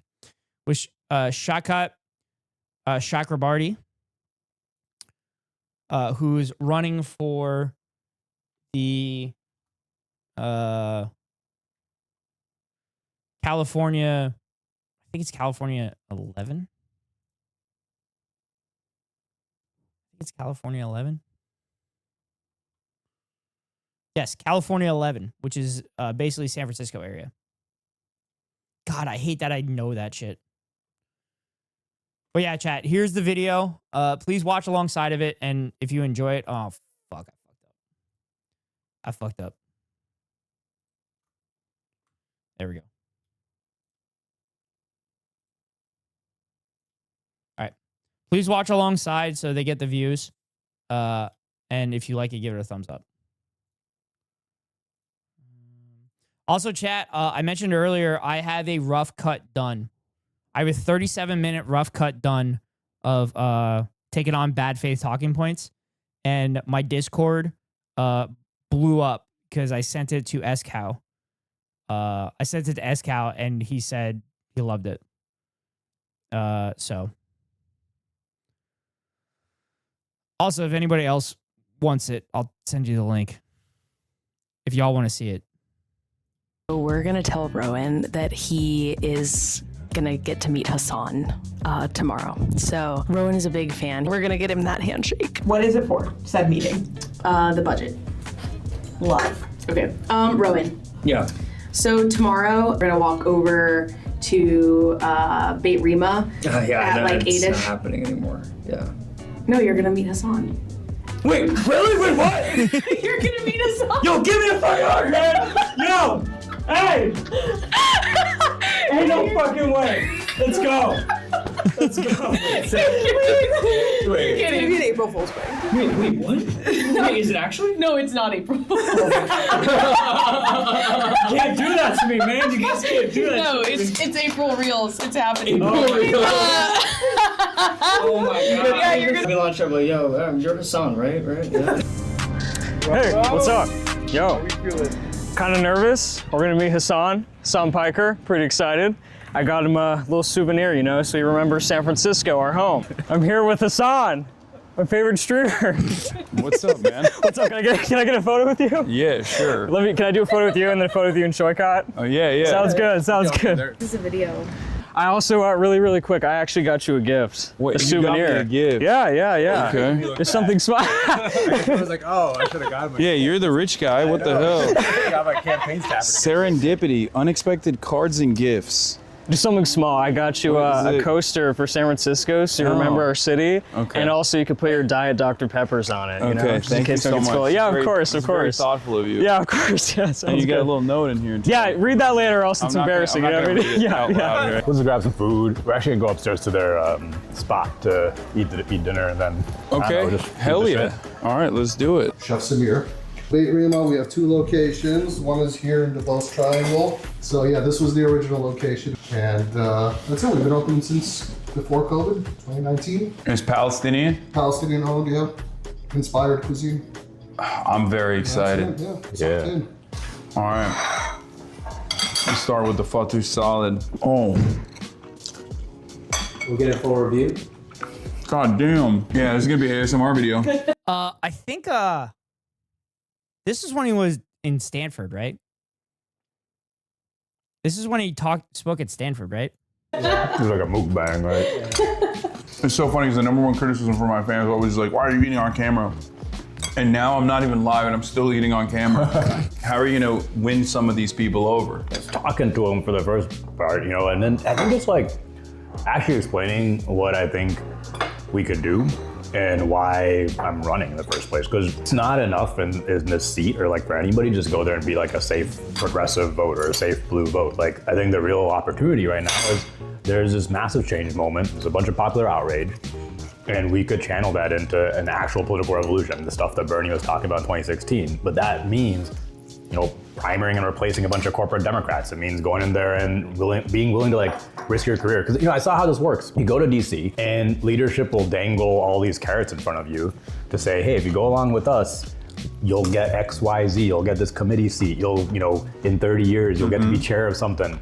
And that's why nothing changes. And like that'd be such a waste. Like that, nothing's gonna change if we do that. We're just gonna end up with the same Democratic Party. We're gonna get, you know, King Vance in 2032, and we'll have 40 years of authoritarianism and dystopia. People are so ready for this. Like we're living in the moment where this is possible. So it would just kill me if like we have this moment and we completely miss it. That'd be wild. I mean, I agree. I think this is a very large moment for any kind of American left. And I think if we let this moment get away from us, I think we're in serious trouble as far as defeating the fascism. This is a very big moment, especially after Zoran's win and the fact that he keeps killing it with his policies and everything. I think this is when you go. This is when you go and you convince people that this is the way. Also, for those that don't know the background of Saikat, he created Justice Democrats who took down a bunch of established Democrats for progressive candidates. He also helped. He was AOC. Was he AOC's chief of staff? I think he was AOC's chief of staff and helped develop the Green New Deal. And he also did. There's one more big thing that he did. He's also really rich, but like that doesn't fucking mean anything. We need class traders. We need class traders, and if they continue to advocate for policies that are going to help working class people, then fucking take it. And we know that they're gonna actually implement it. Look like I'm focusing on the food, but I'm listening. Okay. I don't doubt your ability to focus on a million things. Yeah, while I don't know how it's gonna read on camera. It's gonna probably look like I'm hounding this food, just freaking pounding the falafels. We'll make an edit. Just you. Yeah. This is far better than I thought it was gonna be.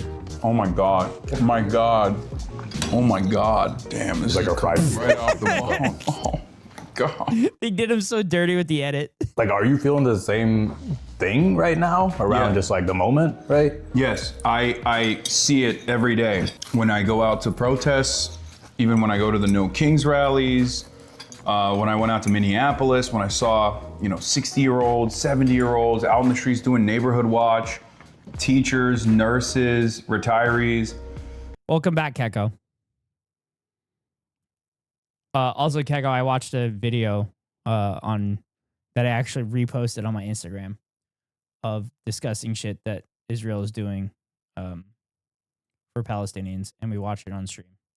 But this is the guy in San Francisco, Keko, that I'm advocating for to win Nancy Pelosi's seat. Can I drop the Gaza links? Not right now. Not right now. We're doing React content, so we're pinning the... you could put them in the chat, but we can't pin them because we're doing Reacts. Everyone has that same exact resentment. And I say resentment because they are resentful. They are very angry, not just at Donald Trump, but they're very angry at do-nothing Democrats. They're very angry at business as usual politics in general. Yeah. And for the first time ever, I think the Democrats who normally vote along not their own personal convictions, but along like what the electability argument favors, a calculation that the television has basically told them. They're now saying, we do believe that a Bernie-crat would be the true electable candidate. Yeah, they're becoming more risk-taking. Like, I feel like there's this... But it's not a risk. I agree it's not a risk. It's a risk not to do this, but, for the average mainstream Democrat... Too bad Otto's asleep? Yeah, for the electability conversation that's happening. They felt like Bernie was a risk, right? They felt like doing this kind of politics is a risk, which is sort of funny because I spent time in like Tennessee and in Texas, and in some ways like the populist stuff is easier to get across in the Republican Party. Like, it doesn't surprise me that Trump did their version of populism before the Democrats did, right? I've been trying to talk to candidates who are also running all around the country, and people. It seems different. Like when I was doing Justice Democrats, like most of the candidates we were talking to who weren't candidates we had recruited were still kind of in their mode of like, how can you help me? How can you raise money? It was just fine. That's the stuff you gotta do in the campaign. But now some of the people I talked to, they really want to know what to do. Like, what are we gonna do when we're in Congress? And I'm hoping that like we gotta build a relationship before we go in, because I saw how like, when you go in there, if you try to do it after you get elected, leadership picks you apart, they lie, they do everything they can to make that not work. But again, he worked at AOC's office. He knows better than anybody. But I haven't had as many in-depth conversations as probably you had. Oh damn, look at that. Oh my God. This time. Saikat, this is you. Thank you. And then... Oh my God, that looks so delicious. That looks so fucking good. And then I brought 2 chicken skewers also. Can't believe I haven't had that before. Good stuff. Thank you. Thank you. Right on. Thank you guys. Thank you. I've already eaten so much today, but I'm like kind of hungry. I kind of want more food. I wanted to get this because it said Gazan. I'm Turkish. We have almost identical food. I mean, Palestine was under the Ottoman Empire's. Also, Saikat was on Bernie campaigns as well. During the early stages of Bernie Sanders' presidential campaign, Justice Democrats, AOC's chief of staff, the Green New Deal, He helped with the Amazon HQ2 withdrawal from Queens, immigration reform, and then his resignation. So, yeah. Also, when did he make his money? December 2025, Business Insider estimated his net worth to be at least $167 million, primarily from equity and Stripe. Oh, he has equity in a company. So he got lucky.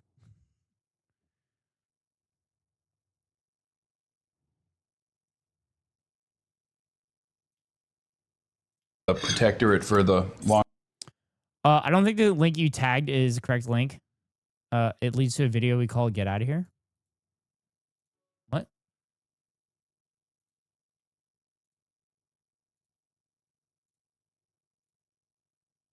So Donald Trump. Oh, shit. Wrong video. My bad. My bad. I'll fix it. I'll fix it.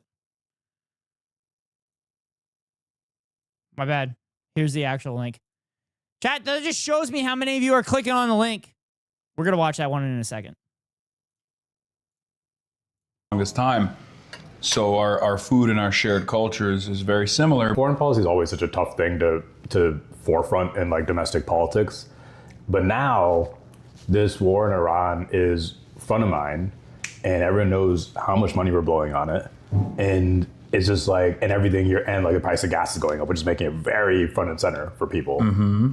And so like, I think there's this huge opportunity to get a bunch of people elected. Not as huge of an opportunity as getting subscribed to avoid the top of the hour ad break, because at the top of every hour, I run a 3-minute ad. If you want to avoid the ads, you can pay $5.99 for a subscription and get lucky and get gifted a sub. Or you can link your Amazon Prime account to your Twitch account and get a free monthly subscription from Daddy Bezos to your favorite streamer. Hopefully it's me. If it's not me, then hopefully it's one of my friends. But here comes a 3-minute ad break now, which isn't coming because I'm in the politics category. This guy's Desi. Who are just going to break this bipartisan consensus for war in DC because people actually care about it right now, which is not a normal thing. It's like the one potential silver lining out of all of it. It came out in the New York Times report earlier today that Trump actually wants to expand the military budget to $1.5 trillion. And he is going to go to the midterms with that message that, like, we just need to expand the military budget and we need to do austerity here, which is psychotic. I mean, I genuinely think, like, if I were to invent a secret agent that wants to undermine American imperialism, it would look like Donald Trump. It would do the things that Donald Trump is doing. And that is one of the conspiracy theories about it, right? Like, be like super vulgar about it, you know, say the quiet part out loud all the time. It's like, yeah, I'm gonna go kill people for oil. Also, none of those revenues are gonna. Also, I'm shocked that people haven't clipped that and say that Hassan supports this. Come back to you, actually. It's gonna go to all my best friends because we're all corrupt. We're all super corrupt. Also, chat, did you hear about the tariff refunds are going back to all the companies? The companies, not to you who paid for the tariffs. The companies are getting it back. Not you, the companies. And we love manipulating the market, and I'm gonna keep manipulating the market. There's nothing you can do about it. I'm gonna sell a shit coin. First thing I'm gonna do before I become president. And it's unbelievable. Like, I mean, he still has a cult, which to give him credit, like, that's impressive. Hey, y'all. Hey. Hey. It was Delicious. incredible. So good. Everybody come visit Bay Rima 138 Church in the Bose Triangle. Come see us. This food is delicious. It's so good. It's my favorite spot in the city. What's up? God bless you guys, man. And good luck. Damn it! Damn it! Damn it! Why didn't I watch this before I went to San Francisco? Fuck.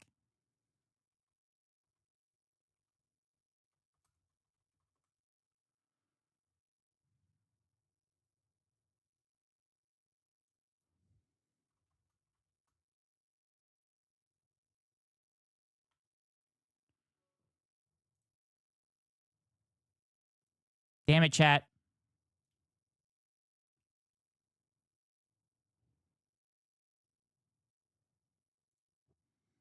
Chat, this is the place that they ate. Arabic food. I don't know what any of these things mean. But fuck, that shit looked really good. Catco, you're probably going to San Francisco before me. You need to go there.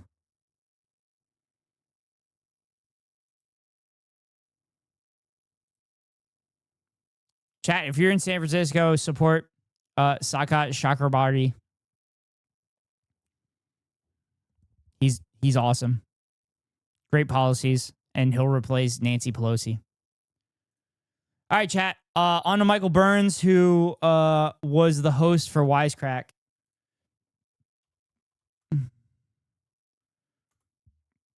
He's in San Francisco? Yes. He's the Nancy Pelosi seat in San Francisco. And that bite Rima, BEI, I'll send you the link. For that restaurant.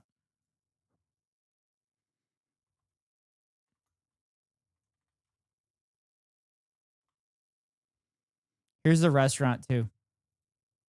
Here's the link for the restaurant.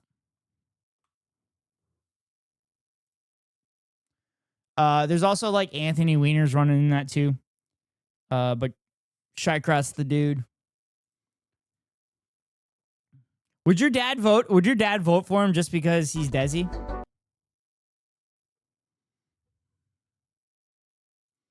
right, chat. We got to get out of here by Michael Burns. Speaking about the next step in regards to getting out of capitalism. Oh, shit. I didn't want to do that. He'd vote for him because he hates what the U.S. has become. So Donald Trump might have become the most honest American president ever. We can't take care of daycare. We're a big country. We have 50 states. We have all these other people. We're fighting wars. We can't take care of daycare. It's not possible for us to take care of daycare. Medicaid, Medicare, all these individual things, they can do it on a state basis. You can't do it on a federal. We have to take care of one thing, military protection. We have to guard the country. And honestly, this feels kind of refreshing because at least he just said the It's crazy. It's crazy that he said the quiet part out loud. It's insane that he said the quiet part out loud. They posted that clip and then deleted it immediately because apparently that was not supposed to be recorded. thing. And as Trump and his administration remind us that we can't have health care or child care because we need to fund a senseless and bloodthirsty war, there's an unsurprising lack of response from the opposition party.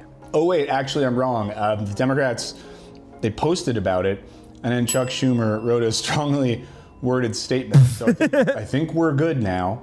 And it honestly is starting to feel like American liberals, and liberals more generally, have more in common with fascists than they do with leftists.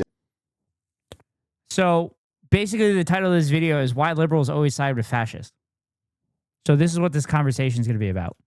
You know, they were cool with Liz Cheney being part of their big tent coalition during Harris's doomed 2024 campaign. And now many of those same Democrats are out to get Hassan Piker, claiming that he's just as bad, if not worse, than figures on the far right. And this idea that when push comes to shove, liberals will side with fascism to protect capitalism is explored and explained in Dr. Clara Mattei's recent book, Escape from Capitalism. This work was really about showing how austerity is not a natural order of things. It comes about in specific moments when the system shows its fragility. And that's what I based kind of the theorization of Escape from Capitalism on, is to say, well, the capital order is, again, really stressing the fact that this order is political and is enforced actively by governments and other state institutions or economic institutions at large. Now, this book, which has the subtitle An Intervention,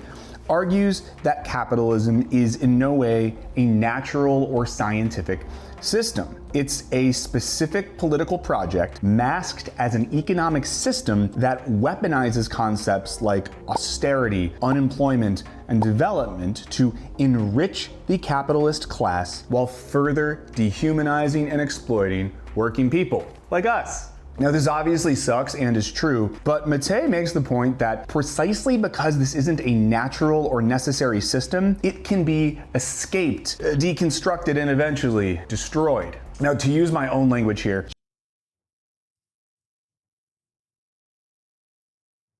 We're listening. We're listening. intently. She's basically showing how the capitalist economic project has turned into a sort of political theology, where we treat the free market system like some holy and preordained way of life given to us. Yes, this is literally how they fucking talk about it too. They literally talk about it in the most dogmatic sense as well. Like, they see it as like this God entity, which, I mean, in their eyes, I guess that makes sense because capitalism works because of the invisible hand, which is literally just a made-up thing to encapsulate stuff that they can't actually explain. But when Marxism critiques capitalism, he is literally able to explain everything with his own ideology and his own fact-finding mission on the failures of capitalism. Us by God. And as I've shown in recent videos, a lot of evangelical figures are quite literally willing to argue that capitalism is Jesus's preferred economic paradigm, you know? Like,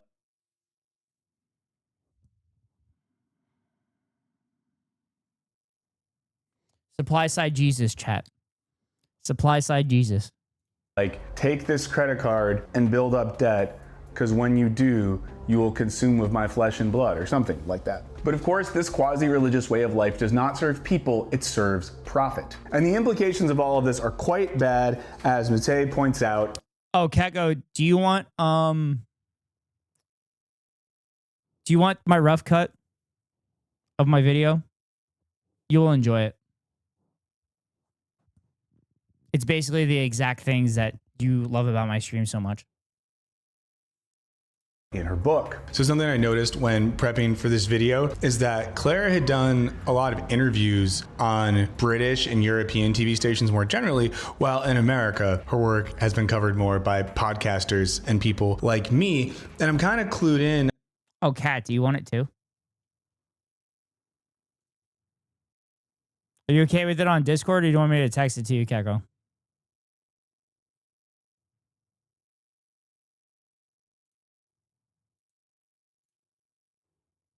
Kat, do you want it too? Sorry, I didn't hear you were talking. And Kat, if you want it, I'll send it to you too.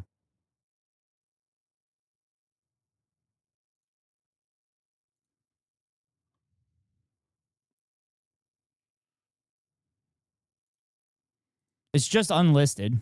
It's unlisted at the moment because it's such a rough cut. On the UK news coverage scene, because I used to live over there. I went to grad school in the UK, and it's gotten harder since I lived in the States to watch some of the stuff I like, whether that's news shows, documentary series, or again, just binging docs by people like Louis Theroux and Adam Curtis. But thanks to this video sponsor, Surfshark VPN, I can Ethical Reacts, Ethical Reacts, Ethical Reacts. Whether it's on BBC iPlayer or the Channel 4 player. I can also watch a host of I'm munching, so I only half heard. Outside the US, and that's because Surfshark gives me an online disguise, which lets the internet think that I'm just a nice British chap wanting to watch my quiz shows before a cup of tea. You know, Surfshark opens up a whole new world of shows, films, and documentaries, letting you virtually travel around the world. But more important than just the fun stuff, it also keeps you safe when you're exploring the internet with increased security and privacy. And this is especially important if you're using shared Wi-Fi networks where hackers can drop in and just grab all your data. You know, Surfshark makes sure that your online activity is encrypted no matter where you are. They have over 320 servers in 100 countries. So when I'm using it, I feel like I just have a global passport by which I can safely explore the internet. And you know, because the internet is I don't know, I guess to use academic speak, sketchy as hell, I'm also loving Surfshark Antivirus, which works 24/7 to make sure that weirdos cannot access my webcam to watch me without my hat on. Because if they did, they would just see hair. They'd see lots of hair. So if you want to watch some British quiz shows while you're having a cup of tea and eating a packet of crisp at night, no matter where you are in the world, check out Surfshark VPN. Now, if you go to surfshark.com/Burns or use my code Burns, you're going to get 4 extra months for free, and there's no risk in trying Surfshark out as they offer a 30-day money-back guarantee. Okay, let's get back to learning about how we can maybe possibly escape from capitalism. Let's talk about tonight, this deadline that President Trump has set, 8 p.m., has threatened to destroy a civilization. Also, chat, go Flyers. Fuck the Penguins. Fuck them. The Flyers are up 3-0. 3-0 in the series. Fuck Pittsburgh. How does an investor process that? Is it a bigger upside risk or downside risk? Now, something she emphasizes that I think is really important is the idea that capitalism is a fundamentally inhumane system. Like, it's quite literally anti-human. Now, if we want to use the pro-life, anti-life paradigm favored by many of capitalism's biggest fans, it is an anti-life system. And that's both in terms of human life. This is because this is shown that company stock prices actually skyrocket when people get fired. The stocks go up when people get fired. That's crazy. That and your employer is going to replace you as quickly as possible, so they don't actually give a shit about you. Life, plant and animal life, and even the very conditions that and capitalism cannot take care of the externalities that occur with its production, such as pollution and climate change. That's another reason why capitalism is bad. Sustain biological life in general on this planet. If we're going to protect natural systems, one of the solutions is to bring nature onto the balance sheet. So on this month's Burns After Reading, let's talk about why I think this book not only speaks to one of the very apparent contradictions of our time, but also might help us articulate some of these things in a way that makes anti-capitalism more palatable to our liberal friends who are starting to understand that things are really, really bad, but might still struggle to understand precisely why. Okay, let's start here. Economics is political. In 1 year, our agenda has produced a transformation like America has not seen in over 100 years. It's not a science or some objective metric of understanding financial and social reality. But for generations, we've been taught the lie that somehow economics can be disconnected from the political and more specifically the human, and this decoupling has led to a large-scale depolitization, where politics happens via voting and posting and donating money, and all the economic stuff that actually runs our lives, that's largely apolitical. You know, the system is just running itself, jacking off with invisible hands. In the book, Mattei writes that, like The Economist of a century ago, modern economists use language that hides an existential concern for a system that is actually neither eternal nor natural. You know, we might think here of the 2024 election where the Democrats repeatedly told us that actually the economy was good, even though for most of us, our lived experience didn't agree with that. And now in 2026, he's about to say that Donald Trump is saying the same thing about the economy. We're seeing the same thing as markets fall and prices go up, and Trump tells us that it's all good and eggs are cheap and gas prices are going down. $1.99 a gallon. How would you like to have $1.99? You know, that's... You are a worthless pile of He writes in this book, there are no economic problems that are not inevitably also political problems. You know, this makes sense of why those in political power will do stuff that makes no sense to us and seemingly makes our lives actively bad. Mattei also writes that what is irrational according to the logic of needs is entirely rational according to the logic of profits. In other words, the market doesn't really give a shit if we can afford gas, eggs, or rent. It's solely oriented towards the purpose of shoring up profit for those in control of capital. Your ability to enjoy your life is completely incidental to those ends. And as Mattei gets at in this book, it's not just incidental that this system makes most of our lives way worse than they could be. She writes that to satisfy our needs, we depend on a system whose logic is not only indifferent to them, but also requires our exploitation. And we can put that in simple terms. We are dependent for our means of existence on a system that is fueled by the active exploitation of our human existence as such. You know, there's no such thing as capitalism for everyone or wealth creation for the whole middle class, as that's counter to the operations and the underlying logic of the system itself. Insert your preferred metaphor for this in the comments. And that's why Mattei writes that capitalist wealth is grounded in inequality and human alienation. So again, this shit is not accidental. It's very much a part of the system. This is what we talk about when we say that the wealth and production is all based on the backs of working class people and taking away their surplus value of labor and putting it into their pockets rather than actually paying the workers the value that they create.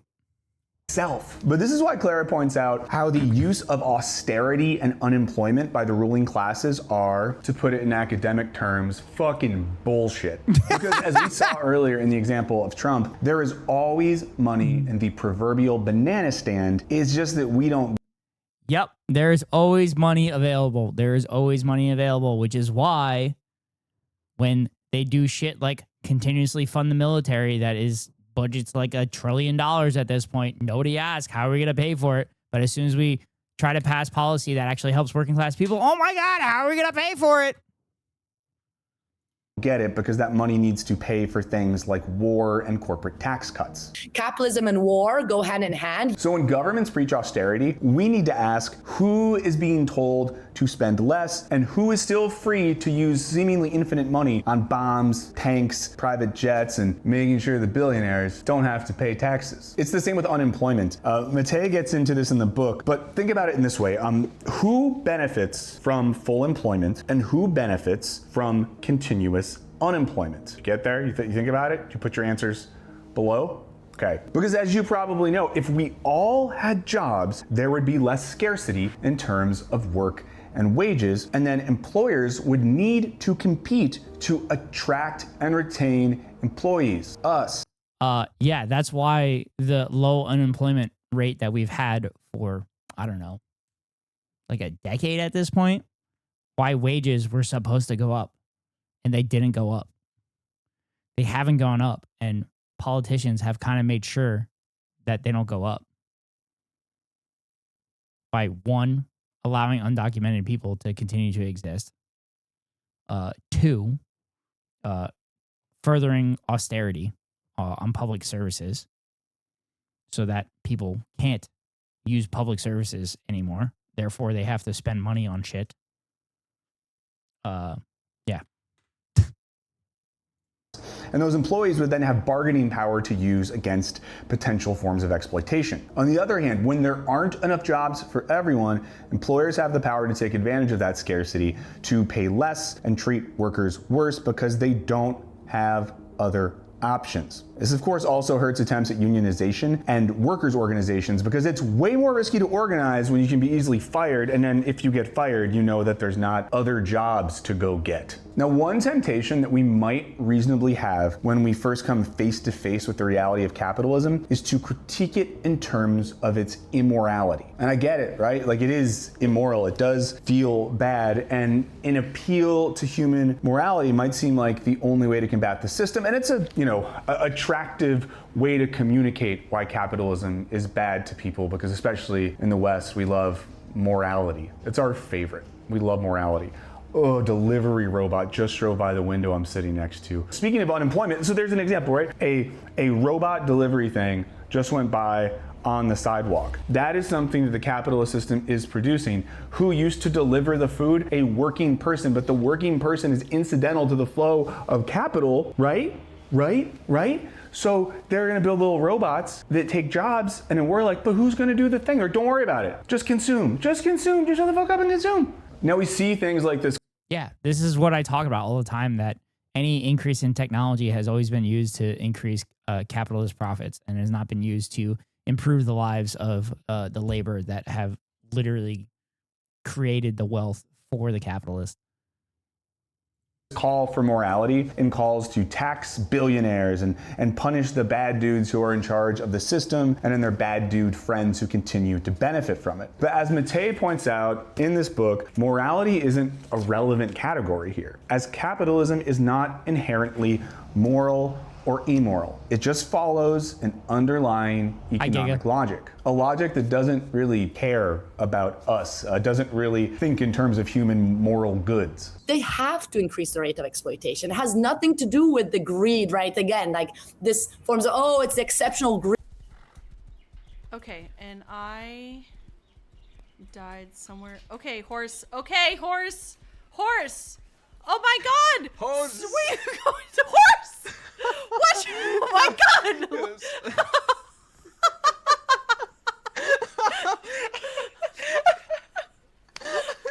Oh my God! I gotta go check on this fucking animal. Hold on. Oh my bad! I forgot the clip show. I'm so used to shouting out friends in Crab Stream. You made that clip? Yes, I made that clip, and that clip shows constantly. Okay, let me go back just in case I decide to make a YouTube video from this, that I could get a clean edit off of this. Moral or immoral. It just follows an underlying economic logic. A logic that doesn't really care about us, doesn't really think in terms of human moral goods. They have to increase the rate of exploitation. It has nothing to do with the greed, right? Again, like this forms of, oh, it's the exceptional greed of corporations. Yeah. No, it's not about greed. It's about the structure that we've created. And this is very important for me because I'm not a determinist. And I think a lot of, unfortunately, of vulgar Marxism is we are the architects of this structure that then traps us. And this trap is real also for large corporations. And this is why we can't simply change our tax system to turn capitalism into something more humane and good. Writing about this, Mattei says that the irrelevance of greed reveals the force of market dependence. The system has commandeered our behavior. Morality, good or bad, has lost its agency. You know, because morality isn't going to change a system where 44% of American full-time workers don't make enough for their basic needs, or where half of the American homeless population is unemployed. But the thing that struck me most in this book, and the part that I think is most urgent for our contemporary moment, is the historic connection between liberalism and fascism. Or put more specifically, the tendency of liberals to align with fascists when capitalism is under threat. In the book, she writes about how Jack Morgan Jr., one of the guys who started JP Morgan, now JP Morgan. This is why I say that fascism is capitalism in crisis. Liberals are a large reason that Hitler came to power in Germany, because they refused to align with any leftist parties in Germany and allowed Hitler to get seats. Morgan Chase was vocally supportive of Mussolini's fascist economic policies. She brought this up when we spoke. Many well-meaning liberals need to get shocked with historical analysis that reveal what they're trying to just avoid seeing. And I think it all started kind of from there by looking at a specific historical moment when Benito Mussolini, the founding father of fascism, rose to power in Italy in October of 1922. He rose to power not out of his own might, but out of the actual political support of this large alliance with liberals, both domestically, with a lot of economists supporting him, and internationally with, you know, not just the Bank of Morgan, which is now Morgan Chase Bank, but also the Bank of England, all of the international financial elite. Why were they supporting Mussolini? And, you know, this is important because we usually understand fascism as an aberration and an exception, and of course also something that is very distant from capitalism and from the market economy. And while maybe not as high stakes. Yeah, they sided with Mussolini because it would oppress workers and labor unions and stuff like that who use and flex their power to take away Daddy Big Bucks' profits and whatnot. I swear I thought she was going to say shot, not shocked. I still need to see that Mussolini docuseries, just series. Yeah, I want to see it too. I love how Keko doesn't do mod duties most of the time. And the one time he does mod duties, while I'm he shouts out a person that is going to run a clip while I'm doing React content that I'm potentially gonna edit and make a YouTube video on. Classic Keko. As JP Morgan and Benito Mussolini teaming up, we see a version of this logic in the current very dumb beef between the Democratic establishment and Hassan Piker. While Piker is regularly raising money for and supporting progressive candidates within the Democratic Party, it's not good enough because he's still actively critical of both the capitalist project more generally and the specific outcomes of the capitalist project, like the ongoing genocide in Gaza. And in this book, Mattei does a really brilliant job of showing how the political and humanitarian tragedy in Gaza and the West Bank is a direct product of the logic of capital. So, but that development that still benefited such few individuals in the global north is based on the immiseration of the global south. And what I do is use Palestine and Israel, and again, Palestine in quotes, the occupied Palestinian territories, as a proxy of how, in fact, these relations of dependence are politically constructed. This is all because, as Mattei writes, liberals and fascists shared the common goal of protecting the capital order and aligned on the method to do so: aggressive austerity policies. And this is also why we need to be skeptical of the sort of logic that implies that not voting on the Democratic Party line is somehow tacitly supporting authoritarianism or fascism. As one of Mattei's other fundamental claims is that capitalism and democracy are fundamentally incompatible. So the type of democracy that exists within capitalism is always neutered by the way in which capitalism is assumed as a sort of natural and apolitical economic system that exists separately from our political system. Which is why Mattei writes that the achievement of universal suffrage gives us the impression of having the collective power to decide the future of our country. Now, to be clear, this doesn't mean that voting is dumb. It just means we need to be realistic with ourselves about what we're doing when we're voting and what the limits of democratic participation are under the current system. Now, because democracy, according to Mattei, is fundamentally anti-capitalist, moving beyond capitalism is a fundamental prerequisite for a truly democratic society. And that's based. You might ask, how is that possible? How does a democratic society anti-capitalist? Because under a democratic society, the people would eventually vote for things that would be against the capitalist goals, which then the arm of the government would have to silence those that want to vote on anti-capitalist issues as capitalism's contradictions become more and more apparent.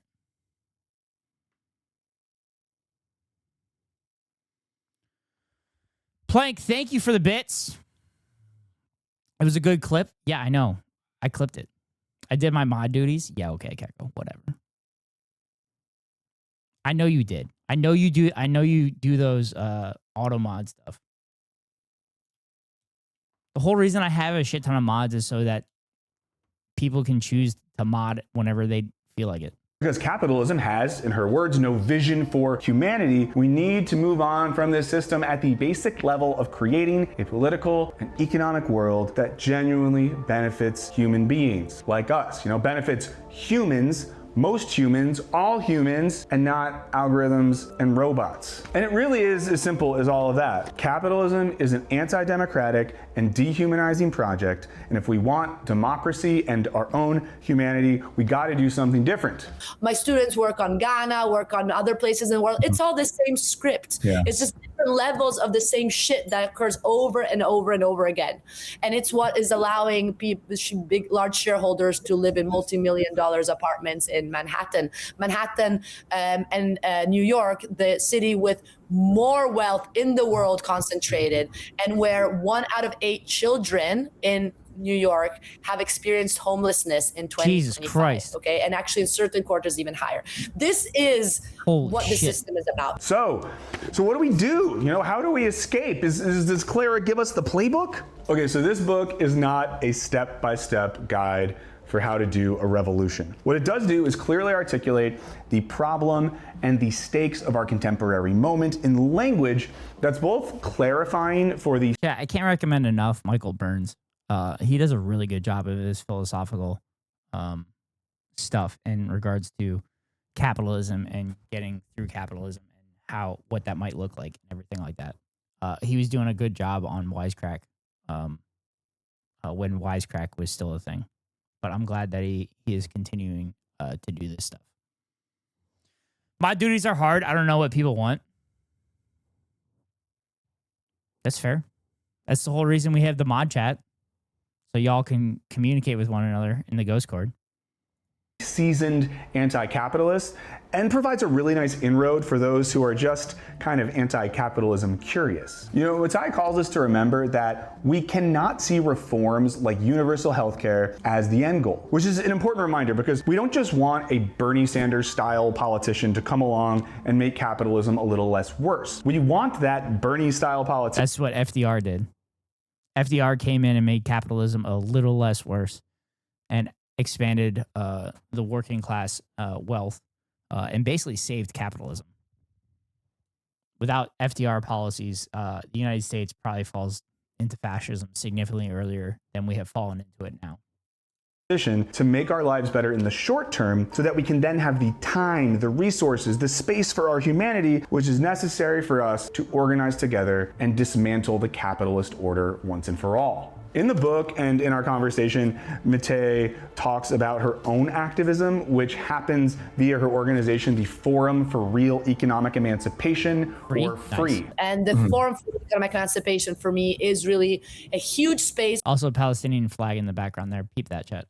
For hope, because I feel less alone. You know, I was very depressed as a mother with what was happening in Gaza, and what allowed me to live was to participate in assembly, to see that we are making a local impact that is changing the life of so many people just by being together in a collective. And that we can make decisions together. Now, I'm going to post the link to FREE in the description. They have a YouTube channel as well, and I know that Clara wants to hear from those who are interested in potentially starting a chapter in their own city. If you want to watch my full interview with Dr. Clara Mattei, the author of Escape from Capitalism, it's available for free. There's a link below. It's on my Patreon, but everyone can watch it, so go check that out. I think we had a really great conversation.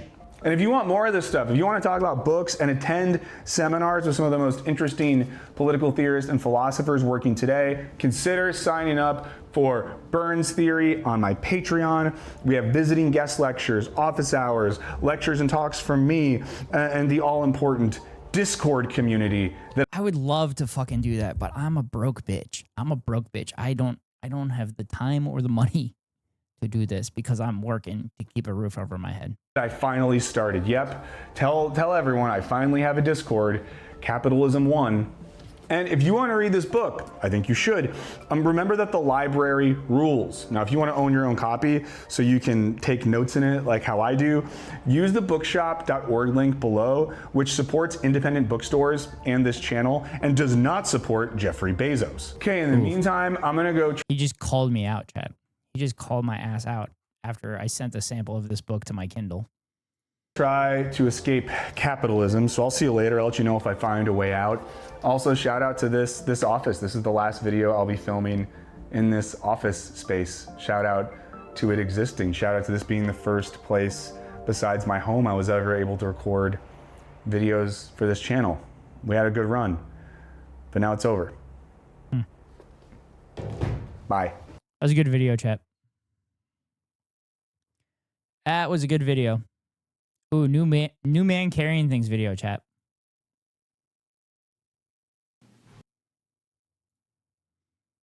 New man carrying things. Let's watch it. Basically every Breaking Points video.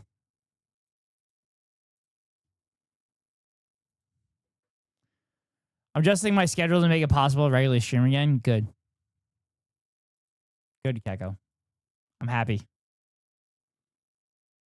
Because Justice Clarence Thomas really wants to see your streams. And obviously Kat really wants to see your streams too. All right, chat, let's watch it. Also, Keko, I made sauerkraut again. Not with hot dogs, but I made sauerkraut with kielbasa. This is a lie. Shut up, Plank. Give people some hope.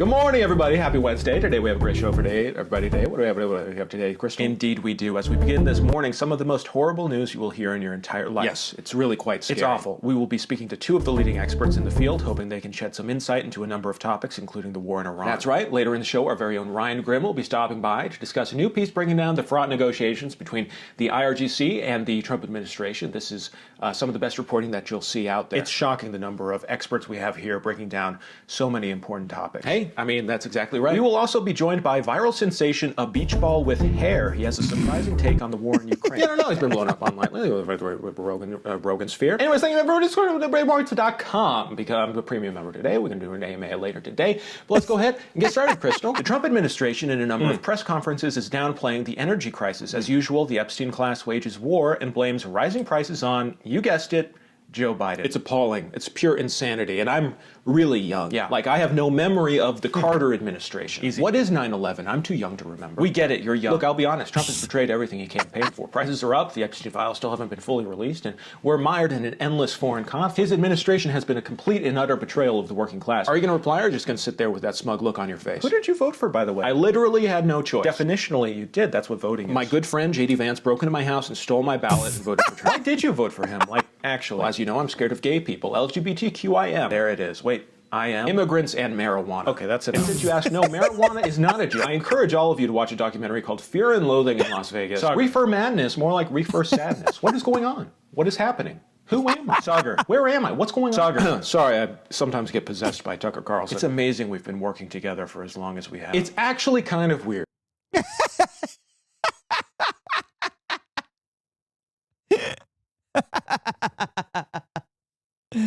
Another banger.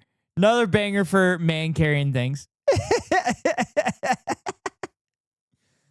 Like, you fermented the cabbage and whatnot? No, I did not ferment the cabbage and whatnot. I bought it at the grocery store. I actually bucked up this time. And yeah,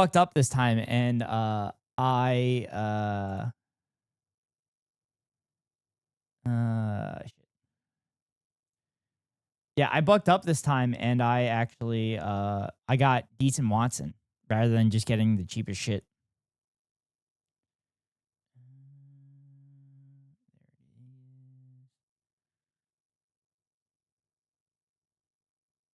Echo, did you only send one link?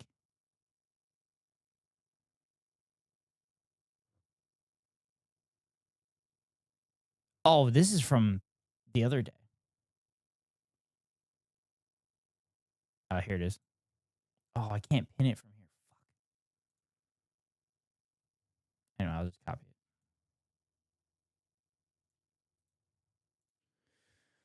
I don't recommend making kraut at home anyway. It makes your house smell nasty. Like, actually making the kraut or just cooking the kraut?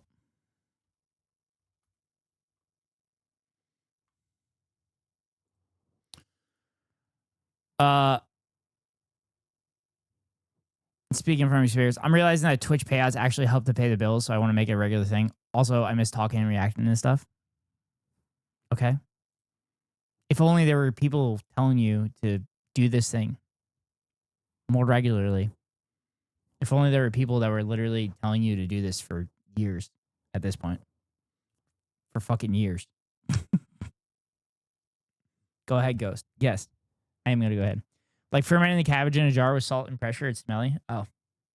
Get your little words in there. I just want to keep pointing out that I'm 100% correct most of the time. And people don't realize it for some reason. All right, chat. Time to do DrainSim. Give it to me. I've been giving it to you. I always give it to you.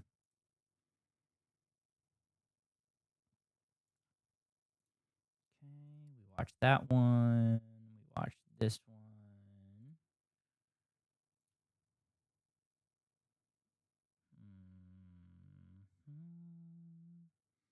Ooh, there's a baseball one we can do react to as well.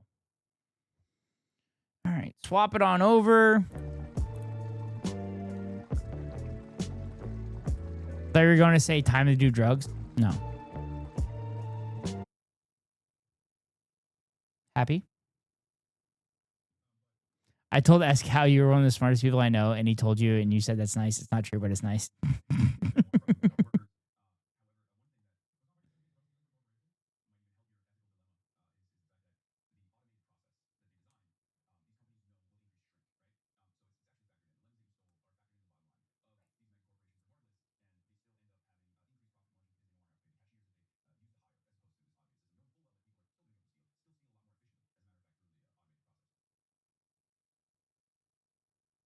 Oh, shit. Hassan did another podcast? No drugs? No drugs.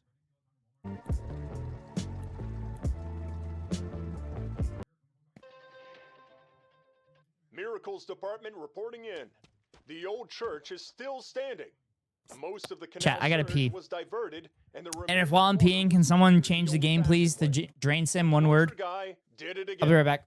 The man basically performed a hydraulic exorcism. Now to the next problem. The industrial district between the big city and suburbs is flooded. Pipes everywhere are leaking, spraying water non-stop like they all scheduled maintenance at the same time. If he wants a clear path towards the city, he'll have to shut down those leaks and drain the area. Industry, it turns out, does not fix itself.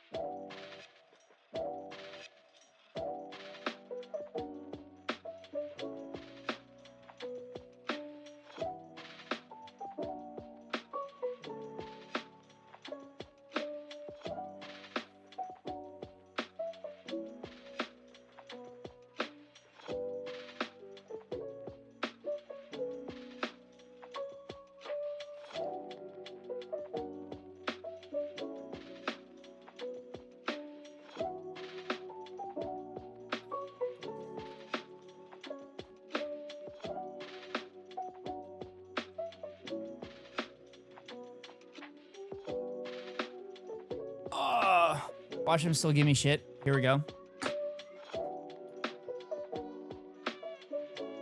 Hey, Kago, thank you for giving the shout out for me. Or switching it for me. Using the word entrepreneur. I'm going to be an entrepreneur, which means you're going to fucking, start a fucking live stream.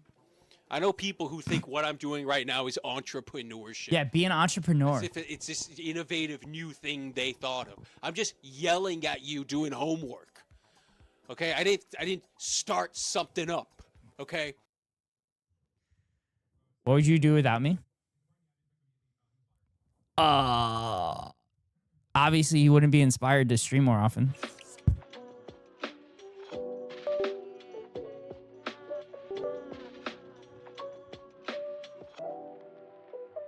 I have 2 generators.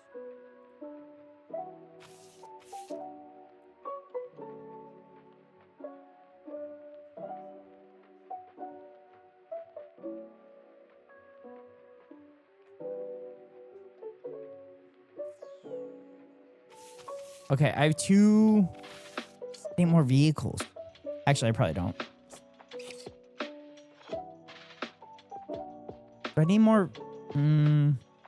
Recommend pumps, vacuum, rake, pipe wrench, barrier, shovel, and squeegee. Large parts of the streets and industrial spaces are flooded.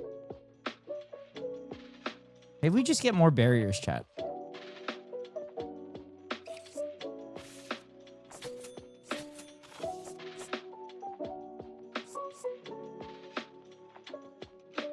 Oh, I don't have lights. Lights are important.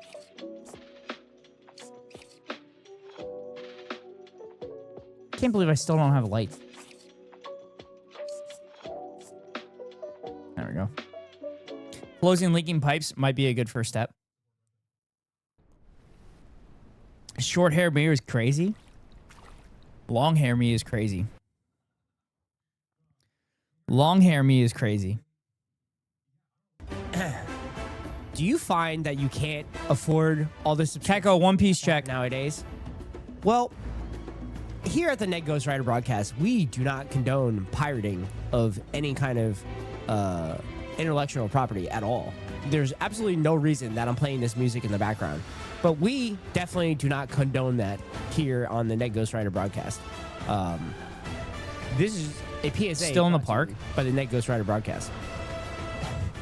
Dude, Keko, Kidda has surpassed you. Kidda has surpassed you. Kid is done with Arlong Park.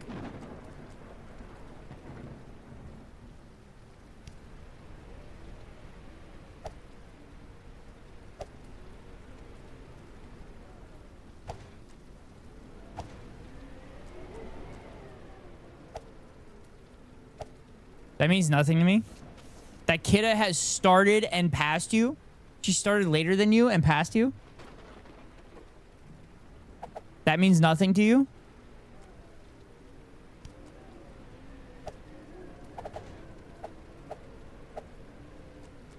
Okay, where do we gotta go?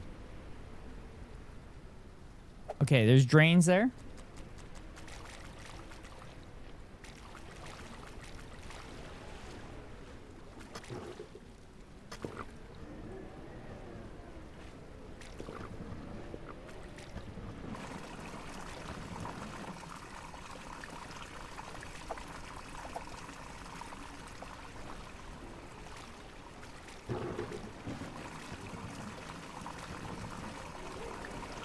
Go.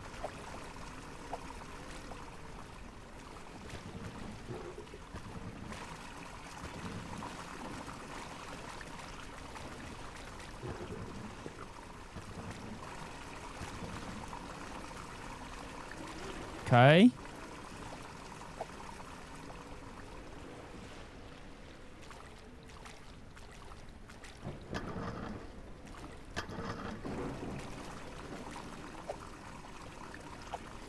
South loading yard.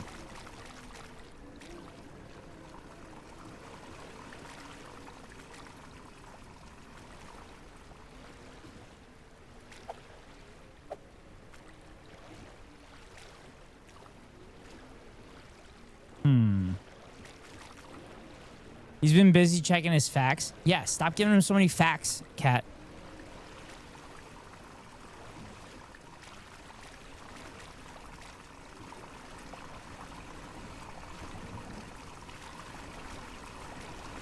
It's draining so fast, chat.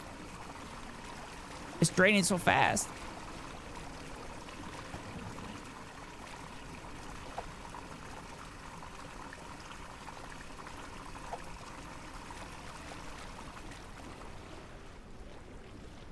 There's shit this way?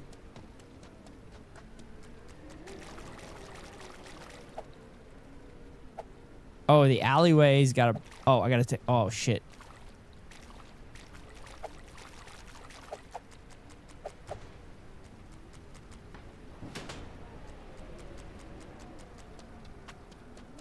Oh, shit.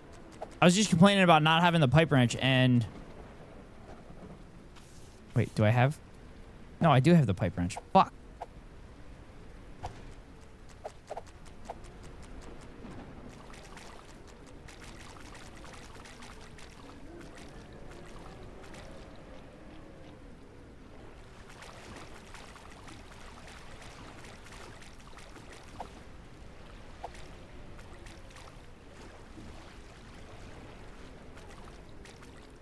Oh, there's water flowing out of here. Broken pipe.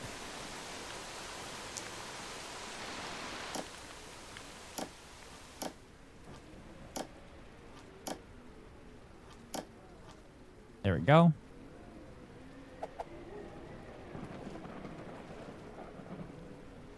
Drain.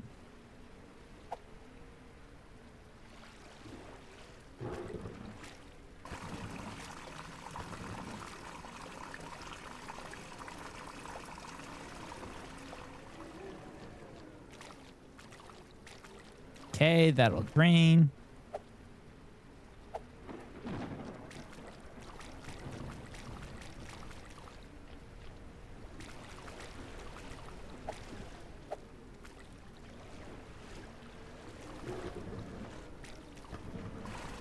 Okay. In each of the corners of the intersection. I've also been playing a game called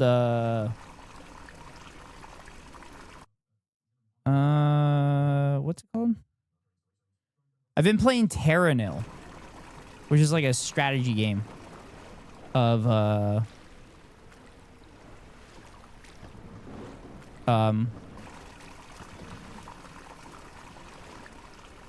it's a strategy game like to not repopulate the Earth, but to like restore like post-apocalyptic Earth like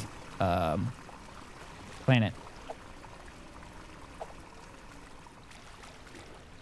Oh.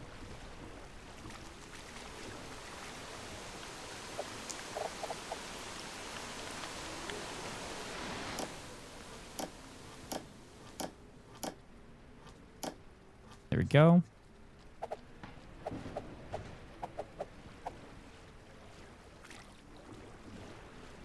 All right, there we go.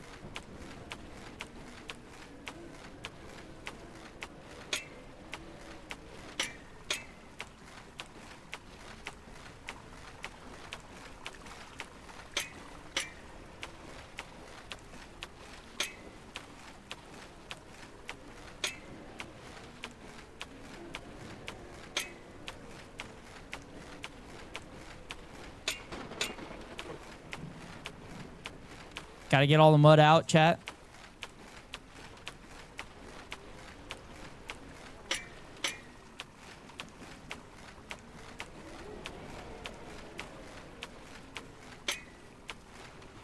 You drain that swamp. That's what I've been trying to do.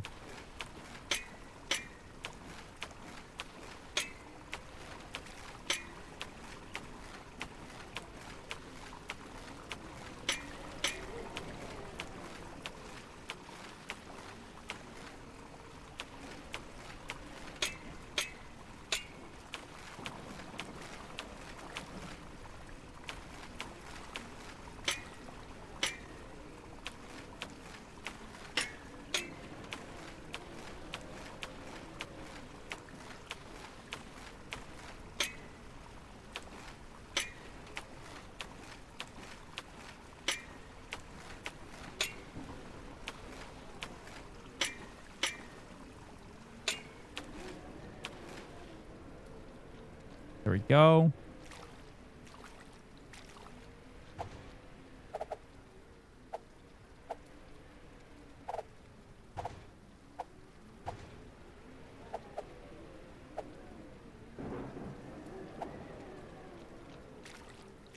Okay, the water's gonna go into there. Go in there. Okay, we take care of that. So I'm minding my P's and Q's, just like I mind my P's and Q's at the top of the hour. To avoid pre-roll ads for any new viewers, if you want to avoid the ads, you can pay $5.99 for a subscription or get lucky and get gifted a sub. Or you can link your Amazon Prime account to your Twitch account and get a free monthly subscription from Daddy Bezos to your favorite streamer. Hopefully it's me. If it's not me, then hopefully it's one of my friends. But here comes a 3-minute ad break now.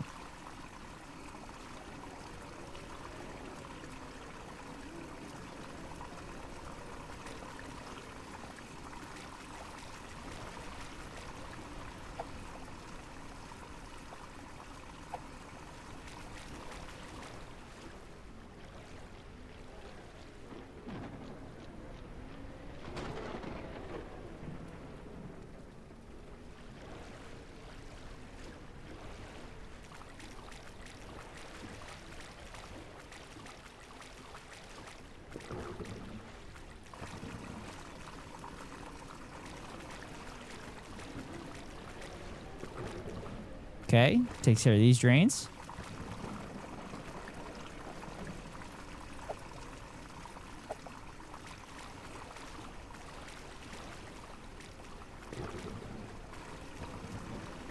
Okay, so all the intersections have 4 drains, it seems like.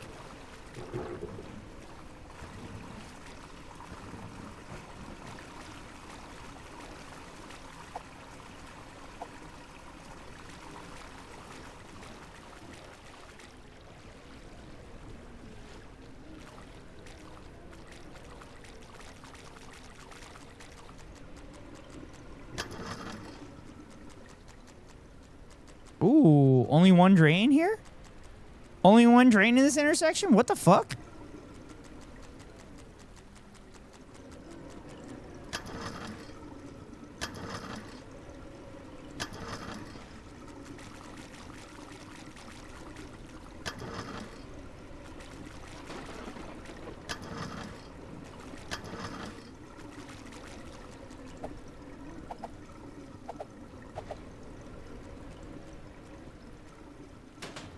Taco, thank you for the hydrate.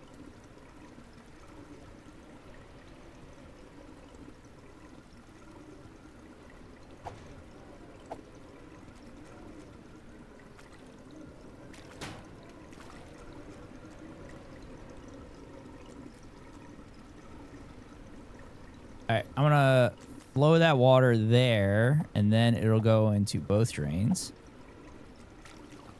Actually, didn't I learn it's better to just put the hose directly at the drain?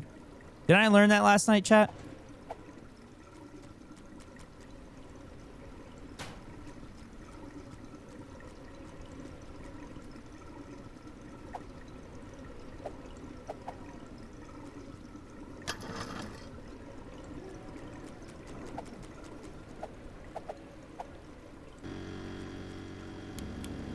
Yeah, whatever.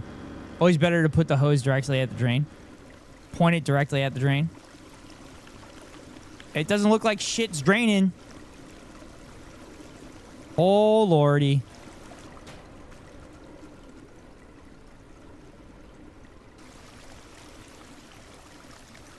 Look at all that water not going in the drain. Fuck.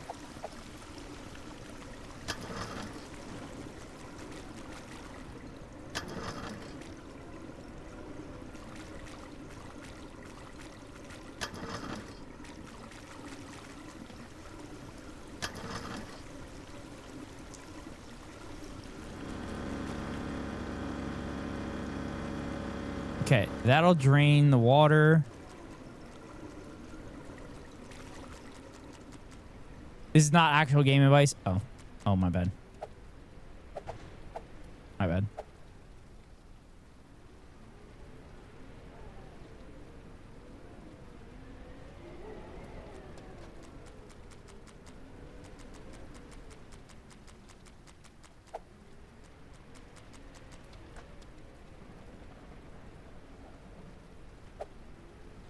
Oh. Okay.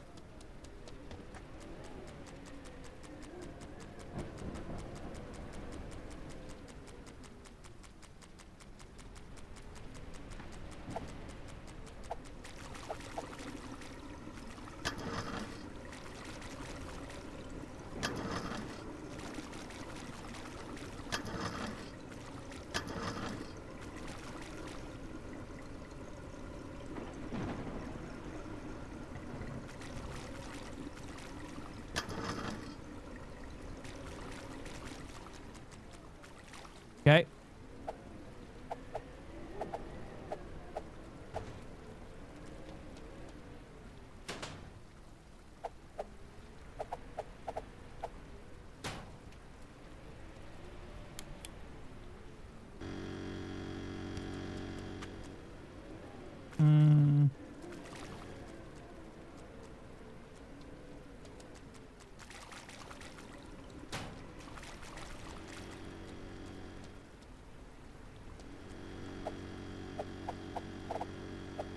Okay.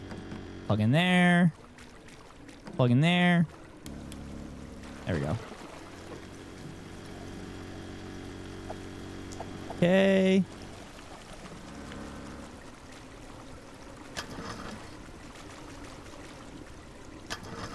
Okay. Okay.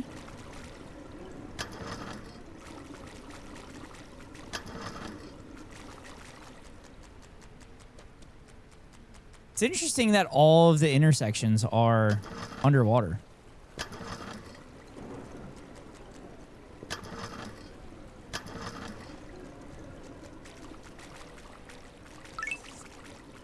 Oh, something's clear.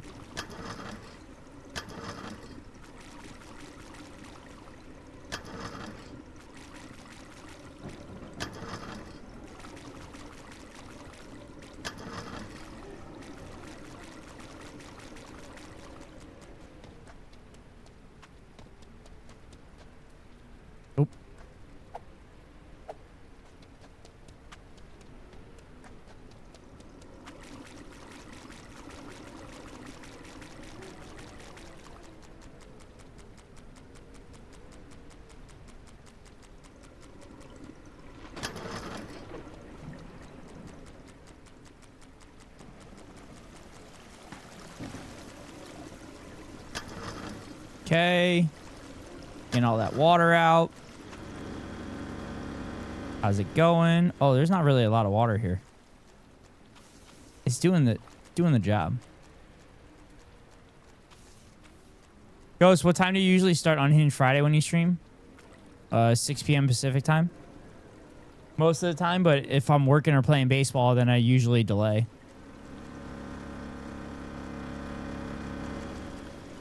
So you're like 5 hours?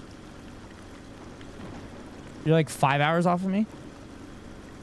No, you're like 8. You're like 8 hours, right? So you'd be like 10 a.m. for you?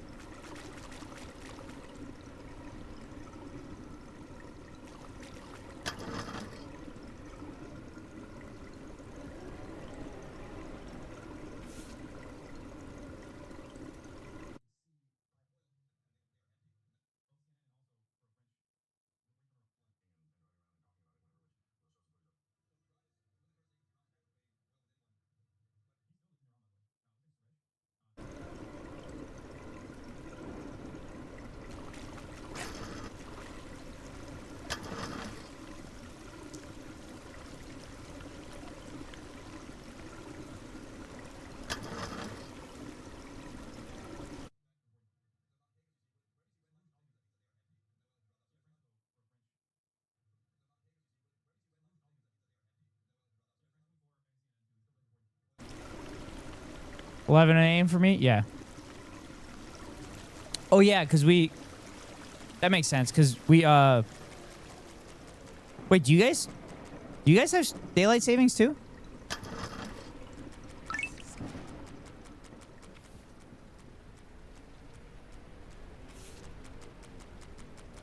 We don't? Oh. So we did. So I have to adjust when that happens? Yeah, I fucking hated that shit. I hated that shit in the Marshall Islands. I would finally get used to the time, and then the clocks would change. I'd be like, motherfucker! Like, I got used to sports games being on at, like, 11 a.m. And then we have to adjust the clocks, and all of a sudden it's, like, noon again. Again, I'm like, fuck.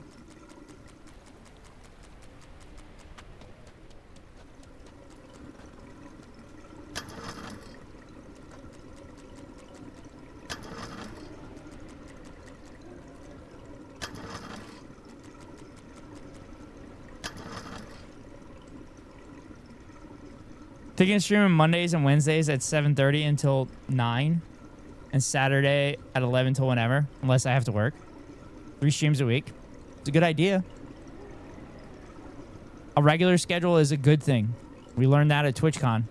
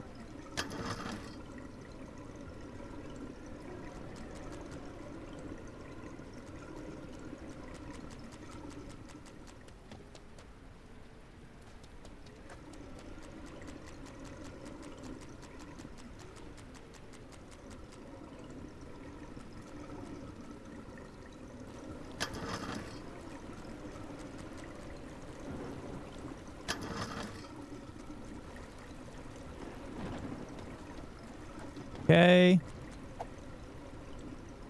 I have to check the...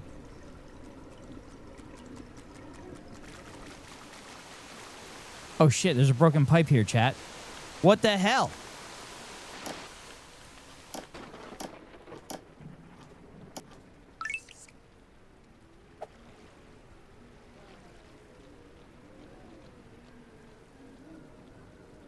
I fear I would rarely be awake for Monday and Wednesday ones. That will be...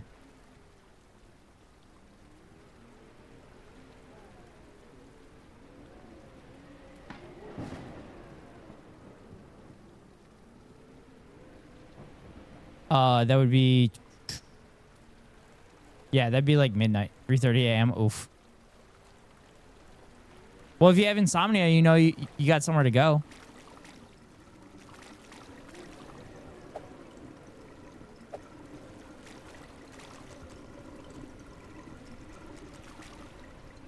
It's really good video. It was weird seeing you without glasses. I mean, it's not even done, kiddo. But thanks for letting me know that you thought it was good. Do you want me to not have Do you want me to have glasses in those videos? It was weird seeing this man without goggles for a while. Sorry, Googles. Without Googles.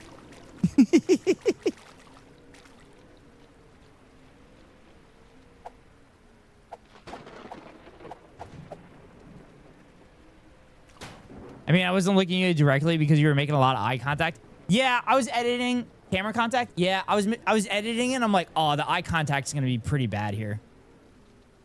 The eye contact's going to be pretty bad here.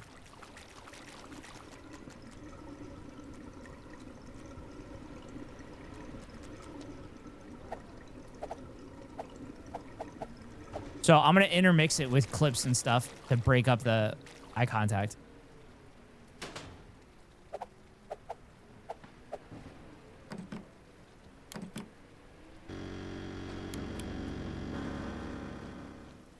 Dude, Ghost, do you know how weird it is to not always be salty for like a good year? Yeah.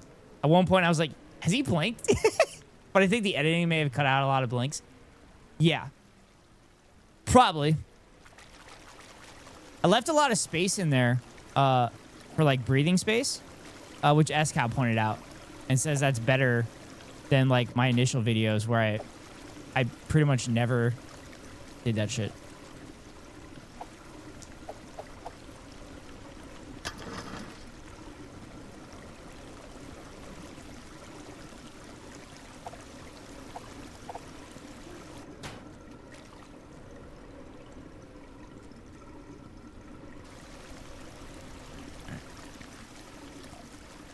That's good. Has he blinked?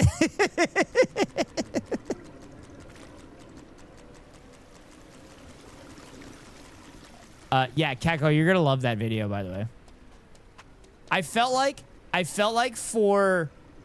there was a stretch of like 20 minutes that I was just straight cooking.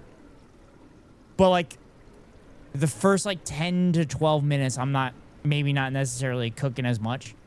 So I'm thinking about just leaving that part in and or making it like a 2-parter maybe. I don't know. People don't watch through a lot of my videos, what I've seen.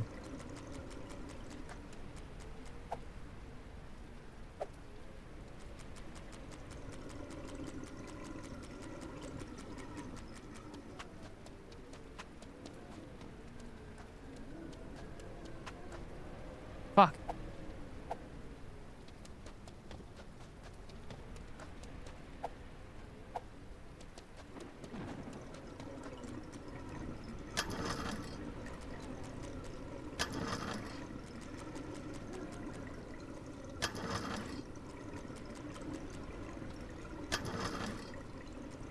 I need to figure out how how I'm going to show the chatters messages.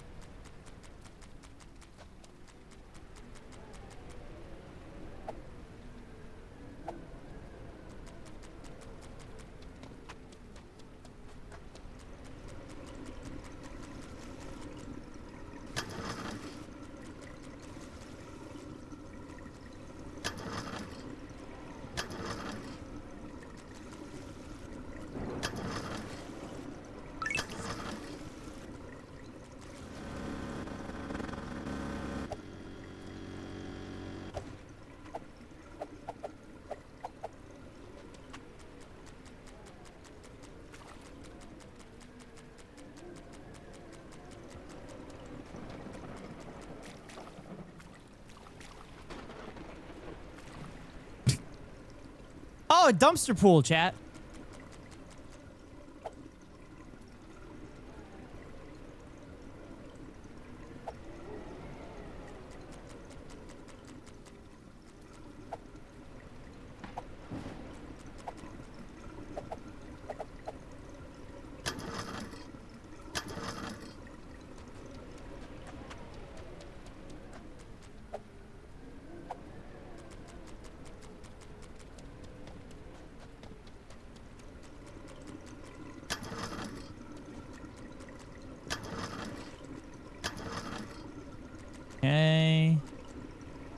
here.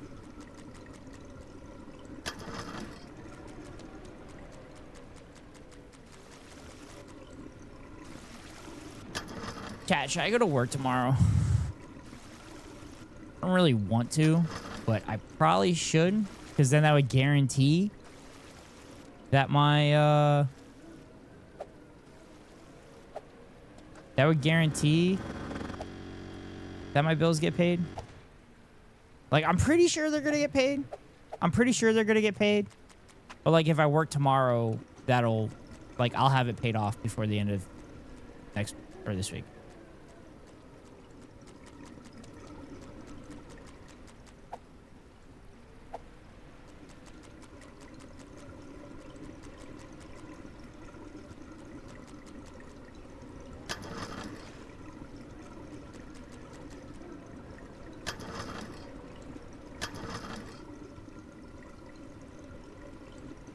Paying your bills is probably good. Yeah, but like, I also like sleeping and recovering. I like recovering. My legs have been very sore the last few days, and I'm not really sure why. But again, might be because I've been sleeping on my bed or my chair. So far this month, I've walked 140,000. Damn. So I probably walk 280,000 steps a month. Because I do about... No, that's too much. No, that'd be 20,000 steps. No, I probably walk about 200,000 steps a month. Roughly. Because I do about 15,000... No. Yeah, 300,000 steps. No, how did I... Wait, how did I screw that up? Yeah, 300,000 steps. Because I do about 15,000 steps a day for one round. If I do 2 rounds, it's about 30,000. So I probably walk about 300,000 steps a month. Is that right? Also, the Phillies are horrible. They're so bad. Thank you for the follow.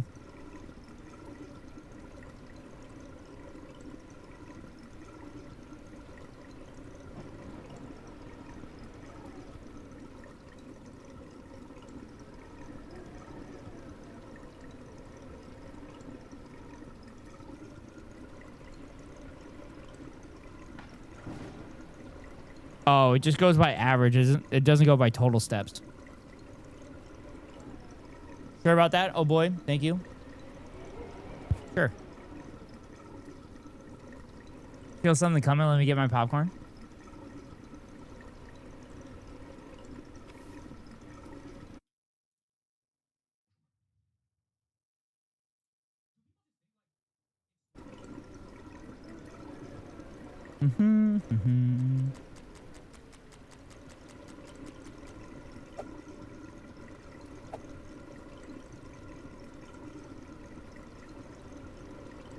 Let's get this over with.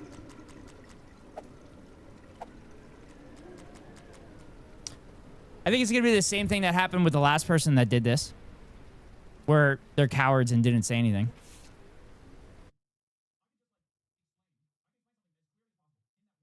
They're also not following anymore. It's just a threat. Did I show you new emotes Becca got for me? No.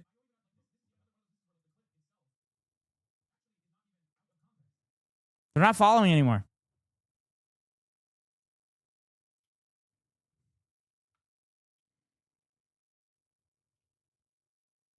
They're fucking cowards. Cowards. They follow and unfollow. They're fucking cowards. And it's because I didn't say the name.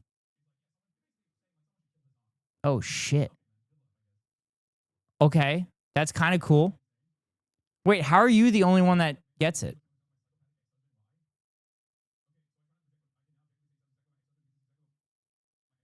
Okay, that's kind of sick.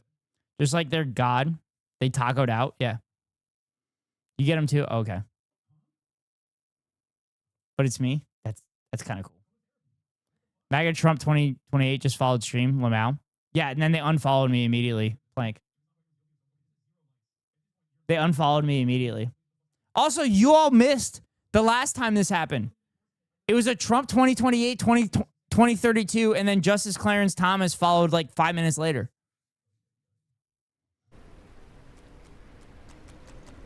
They follow. I don't acknowledge their name. And then they fucking unfollow because they're cowards.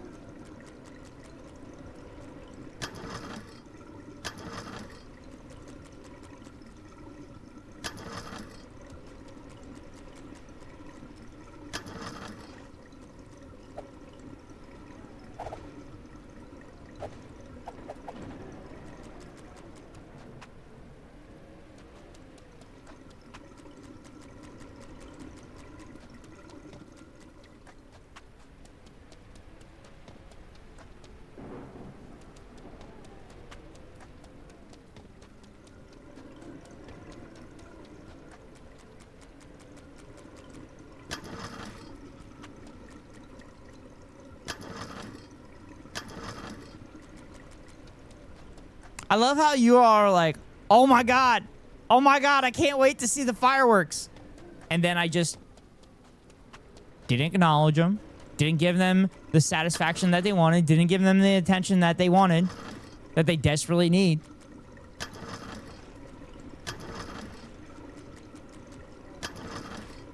Also, I love that you guys saw it this time, but didn't see it the last time this happened.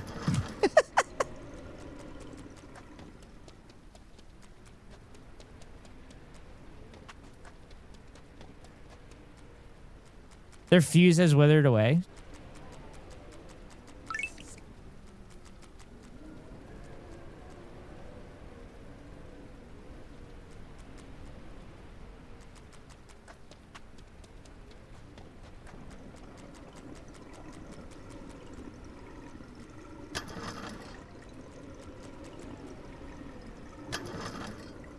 We had a Trump 2028, 2032, 2036. I followed Vorlos a little while back, yeah.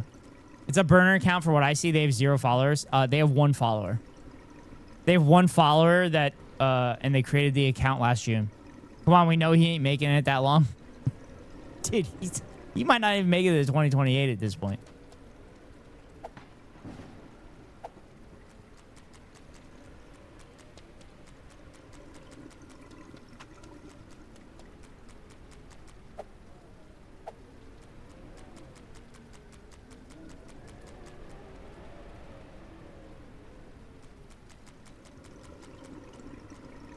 Oh, did Bernie endorse Abdul El-Sayed and Abdul El-Sayed and Plattner?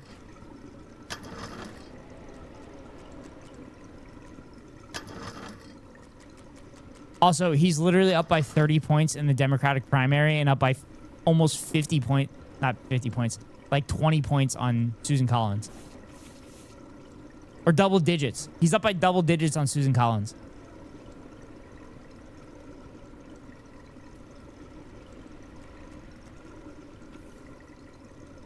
South loading yard. So I probably have to go south this way.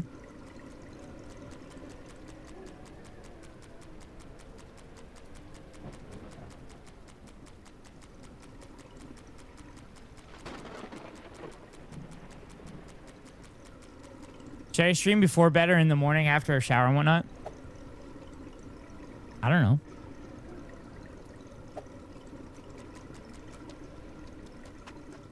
I mean, you can be nice and clean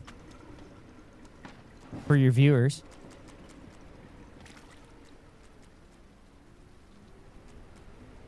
Last thing I saw was AI image of Trump as Jesus, but the AI made him obese.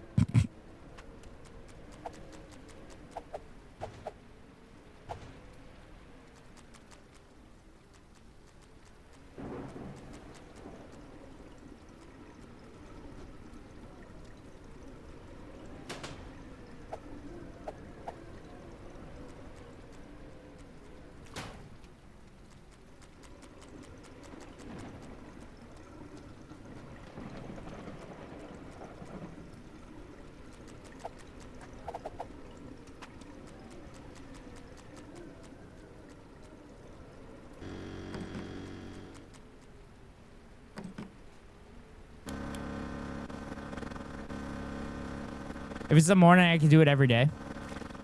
You're going to stream before work?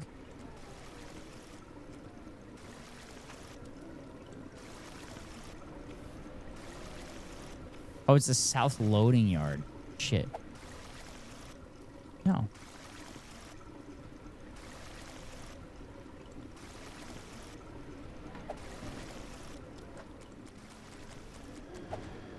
Also, Plattner said that Alito and Clarence Thomas should be impeached as well, so.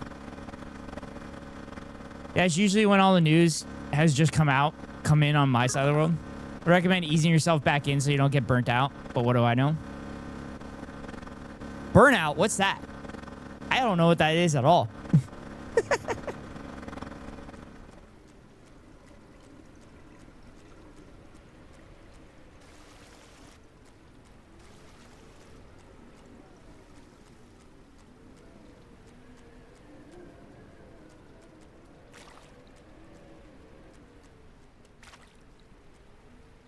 Chat, I might write in myself in every election now.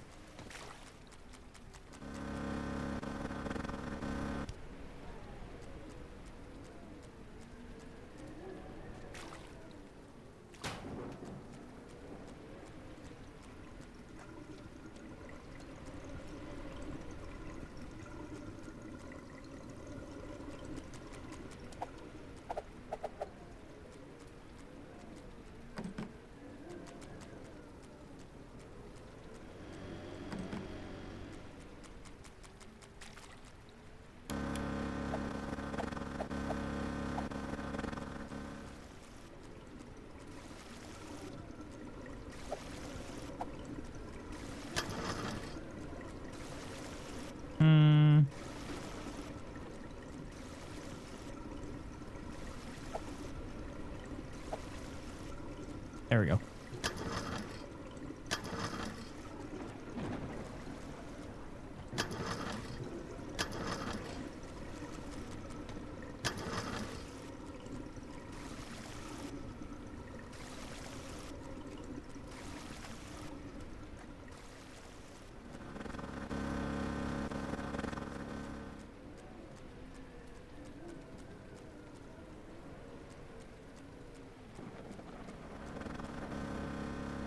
Yeah, I think Plattner's up by 33 in the Democratic primary. And I think he's up by 14 in the general. Let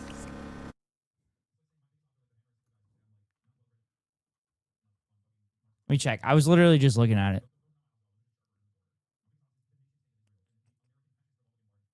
Also, I'm watching Hassan's stream. That's why I'm bringing it up.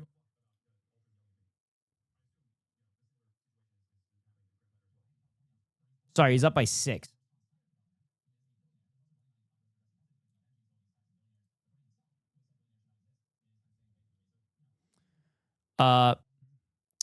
So Mills and Plattner are both over top of Collins, but Plattner's up by 6 rather than 2. And I feel like 2 is within the margin of error. Also, this one's surprising too. There's a chance Democrats sneak a Senate seat out of Iowa. Ossoff is up. This one's disappointing. Sherrod Brown. I love Sherrod Brown. And this is disappointing that he's down by 6. Also, Florida Vidman's doing like a decent job. 7 instead of like down double digits in Florida. Cooper, they could pick up a seat in North Carolina. They should. If Abdul El Sayed wins, they're going to win the general by a lot. Markey's up by a lot against Moulton. That's good. Who are the candidates for Iowa? Walls and Turek for the Democratic and Hinson for the Iowa. I'm assuming Hinson's the incumbent.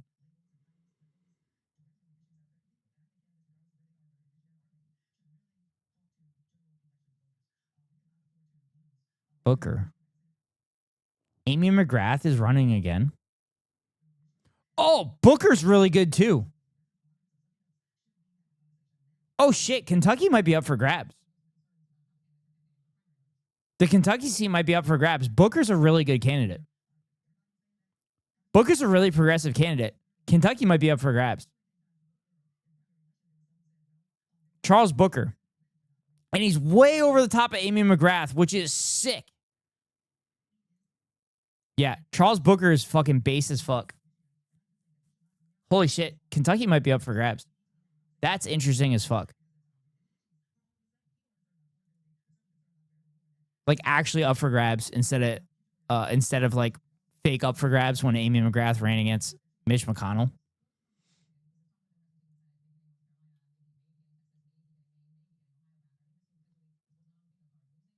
Okay, so blue Kentucky, red Ohio, if that holds. Maine will be blue. Georgia stays blue. I don't think Texas is going to be blue. So it's 50-50. And if we steal one in Iowa, all right, let's say best case scenario. Steal one in Iowa, steal one in Texas, North Carolina, Maine. Let's say we go blue in Ohio too. Yeah, so that'd be 53 seats for Democrats. That'd be sick, except they're not going to get anything done anyway. So, dude, I bet if you have that many Dems in the Senate, you could scam Donald Trump into passing progressive legislation and be like, this could be your legacy. This could be what you'd be known for. You know, FDR is arguably has gone down as one of the best presidents of all time. It could be you. You could be there.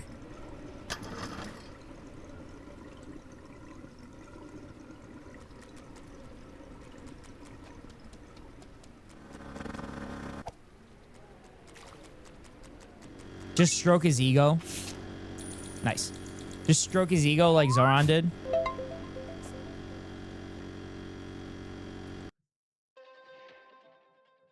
Status update.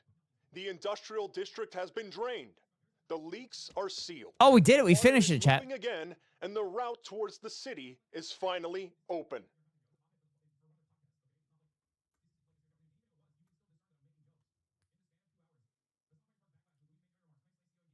Here, I'll get the actual names for the Iowa people. Joni Ernst is retiring. Oh, Joni Ernst is retiring. Josh Turek or Zach Walls. Otto's run. Oh my God. What if one of these people are Otto? So I guess they're expecting Hinson to win the primary. Withdrawn or disqualified. Scholten was,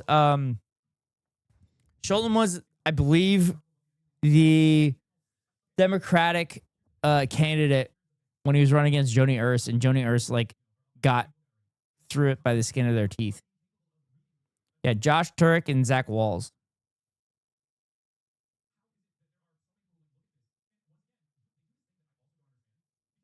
So.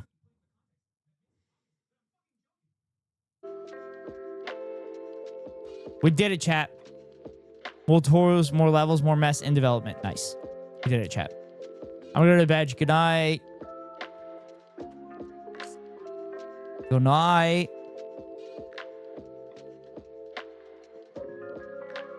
Good night, Bite Sank. Hope we have a good bed. Also, chat, I kind of want to look up a video for the church.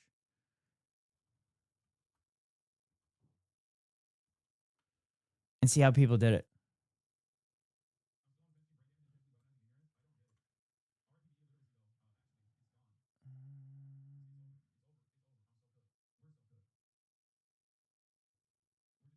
Five-star? Oh my God, there's stars for these? Okay, 40 minutes. Okay. Fellas, welcome back to Drain Simulator. We are on part 4, I believe. Now, normally I tell you guys not to panic at the start of my videos, but today we have to panic. Yeah, the dam is gonna collapse in 9 minutes and 50 seconds, and I have no idea how to stop it or what to do. I'm guessing this looks diggable to me. We dig a giant hole. Where's it gonna collapse from? Right there. Barriers and holes. I will grab my shovel. And I will grab a barrier. Okay. And I will grab another barrier. Okay. And I watched the master at work. I know exactly what I'm doing. Okay, I don't so know he's how this is gonna go. so he's only using 2 barriers. He's using 2 barriers. I don't know what I'm doing. I lied. Have you seen the new Scientology run trend? Yeah, I saw it. Okay, some of y'all have been naughty. Y'all need to go there. I gotta dig this. Just dig a big. Just dig. I'm gonna dig as much as I can dig.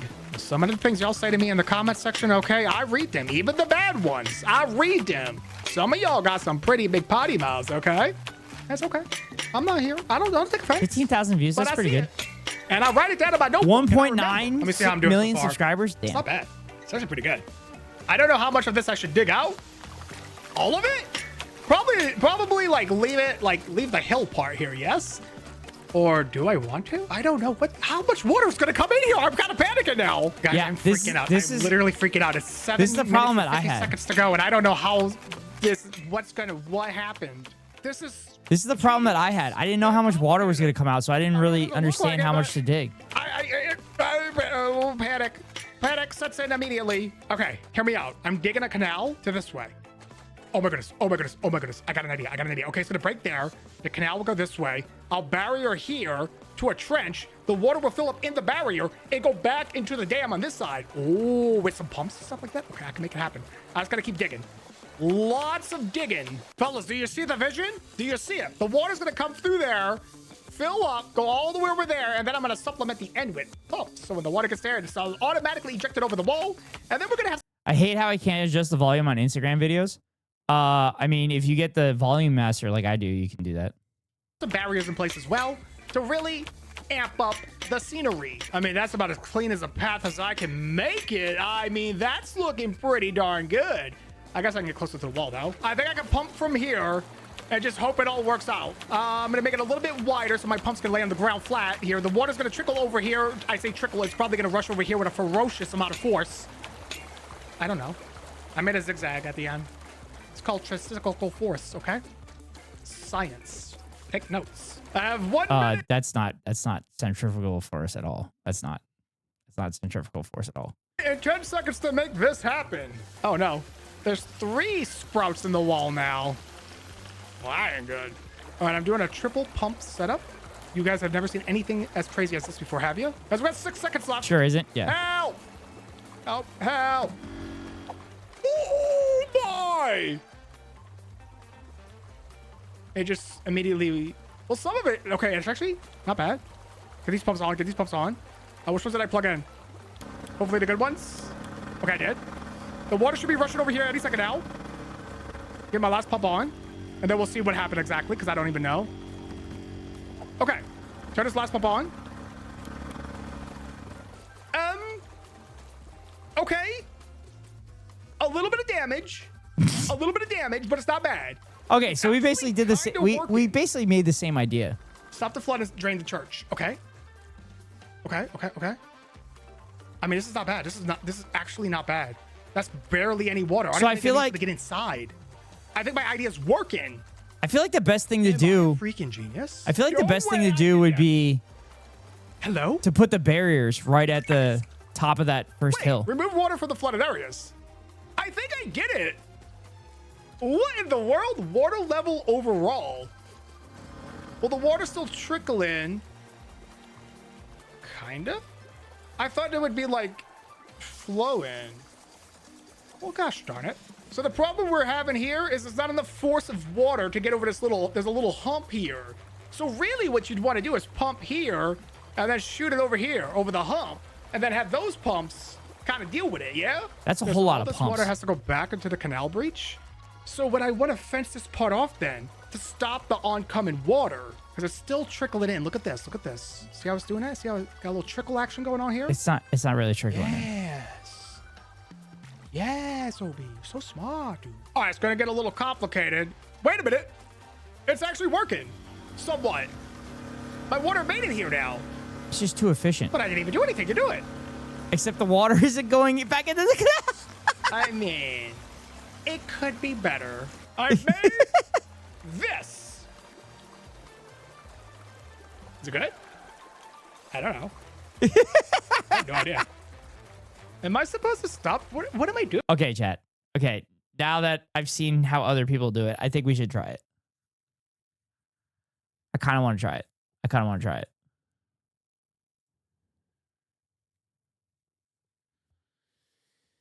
All right, let's try it. All right, I got 4 barriers. I need more pumps. No, I got 3 pumps. I'm probably okay. Oh, it won't let me. It won't let me redo them. Damn it! Damn it, chat. It won't let me redo it. Son of a bitch. All right, I guess we'll wrap it up just before 4 hours then.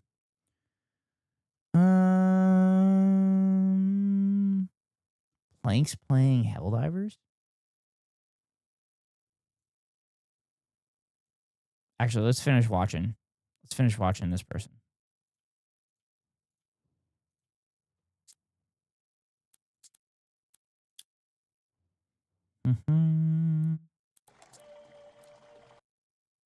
Let's finish watching this person so we can give him the full views. What am I doing? Am I supposed to like fill up the entire canal or something? Like drain the entire canal? I don't understand what you want me to do. All right, fellas, you're probably curious on how things are going. Come on, follow me. Let me show you. I've made a wall. Yes. Now there's a step 2 to this plan. You see, we're gonna take a pump and throw the water back over the wall. Pretty smart.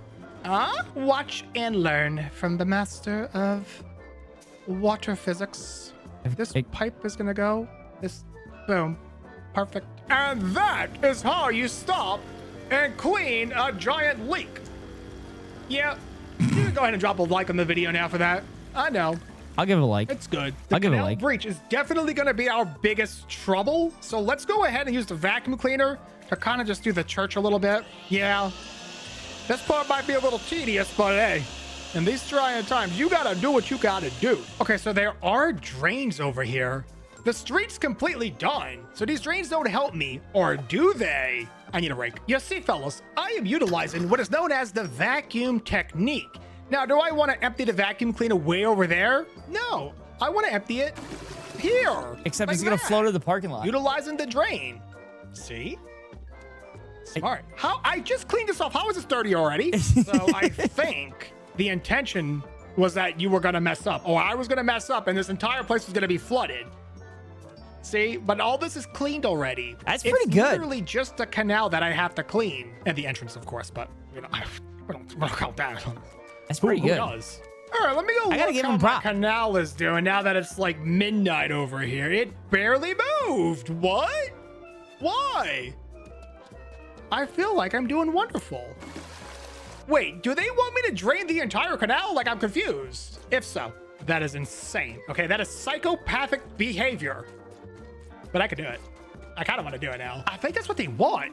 I think they want this water over there. Are you crazy? You know what? If that's what they want, that's what they'll get. Boy. Okay? I'm not a stranger to danger. Okay, this is kind I of... will put this in the deepest part of the canal. Don't even test me, child. Okay, let's see if that does anything. I also have another pump here. Because I feel like I have to drain the entire canal. I just think I have to. Like, that's the rules. Okay. Why do I suddenly feel like this cannot be correct? What am I doing? I'm draining the entire Thank God canal. I didn't do that. That can't be right.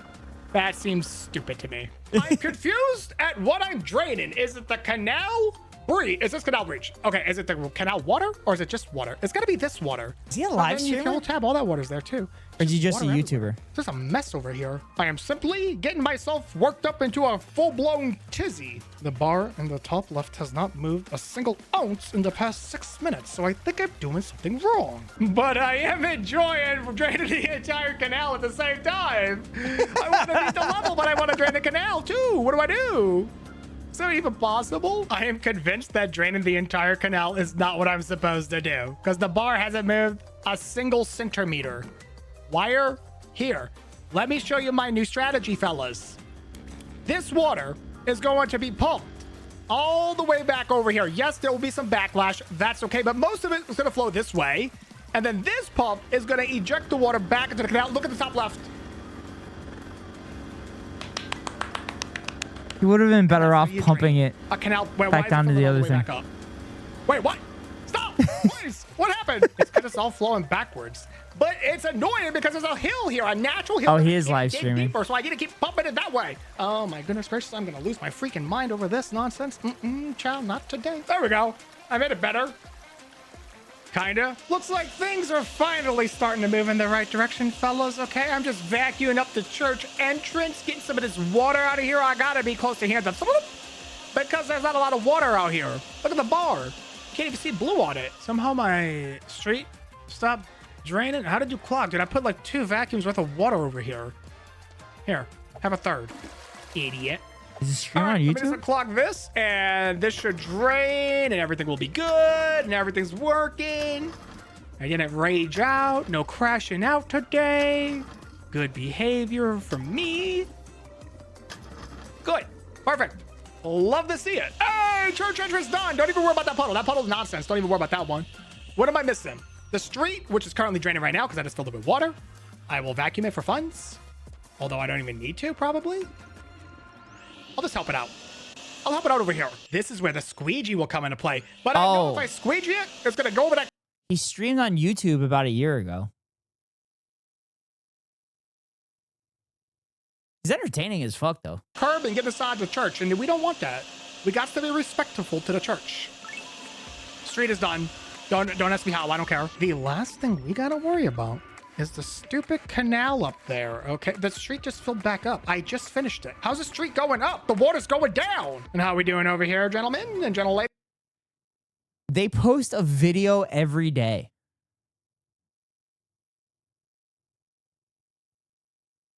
Holy shit.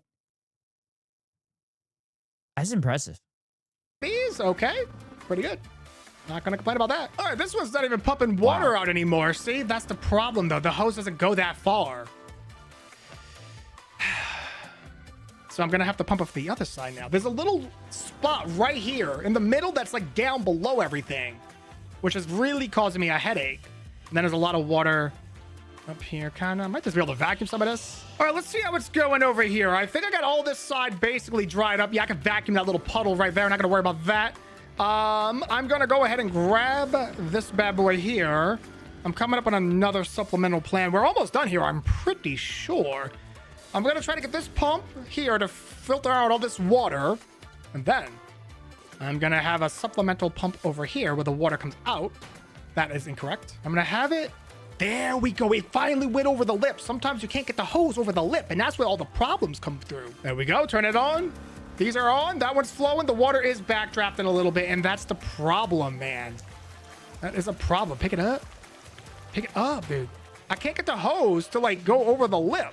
It just won't do it. Can I bug it out? Oh, my goodness. That's what I wanted. Perfect. Perfect hose placement, finally. And now this one. This was That's great hose placement. That's great hose placement. It's gonna flow into that one. But hopefully it doesn't like back up. If it does, it'll get hit by that. And this is how you drain a canal. And while we wait, we'll simply use the vacuum cleaner for the little puddles. Ladies game, dude. Progress update. The plan has backfired. Cleaning this canal has been an absolute nightmare. Okay? I've watched my cat clean his butt better than I've cleaned this canal. I don't even know what they want me to do here. Oh, this might be an old video. Moving, but the water's pouring out of it. Oh, this is from a month and a half ago. I just saw something about an update about the church. Dave, what do you want? Oh, wait. Maybe pause. So that might be the issue that he was having. One tiny puddle right there. What water do you want me to drain? There's like nothing left. Remember when I said I would not crash out? Oh my goodness. Look how fast it's going down. Oh. It wasn't the water over there. It was literally there's multiple stars too? Puddle. Here. Don't look at the timer. And okay. Oh, all right, fellas. That's probably how long it took for me too. Okay, I did a lot of cleaning today. This is the final level. It's called Industrial. We're going to handle this one in the next video, though. And oh boy, let me tell you. Wrong one. It's looking kind of messy. Yeah, it's easy. There's a lot of pieces to clean. It's very, very easy. Very easy. Okay, that was entertaining. Chat, here's the video. Here's the video. Make sure to give it a like.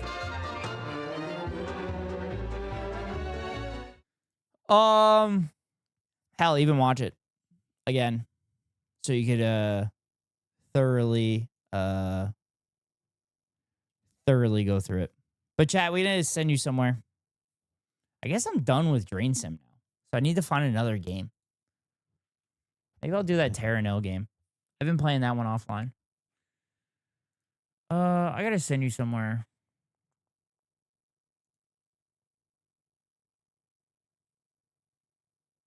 Jolly. We were gonna raid Jolly the other day, right? Oh, Krabs is streaming. Oh, he just started. Thank you for streaming, no problem. Krabs just started. We haven't raided Jolly though. Wasn't I gonna raid Jolly the other day? And then I raided someone else?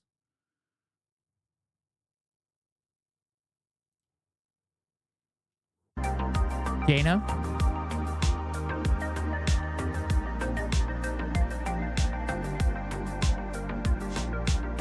What's Jaina up to?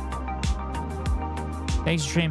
I'd be very happy with both Jolly and Crab.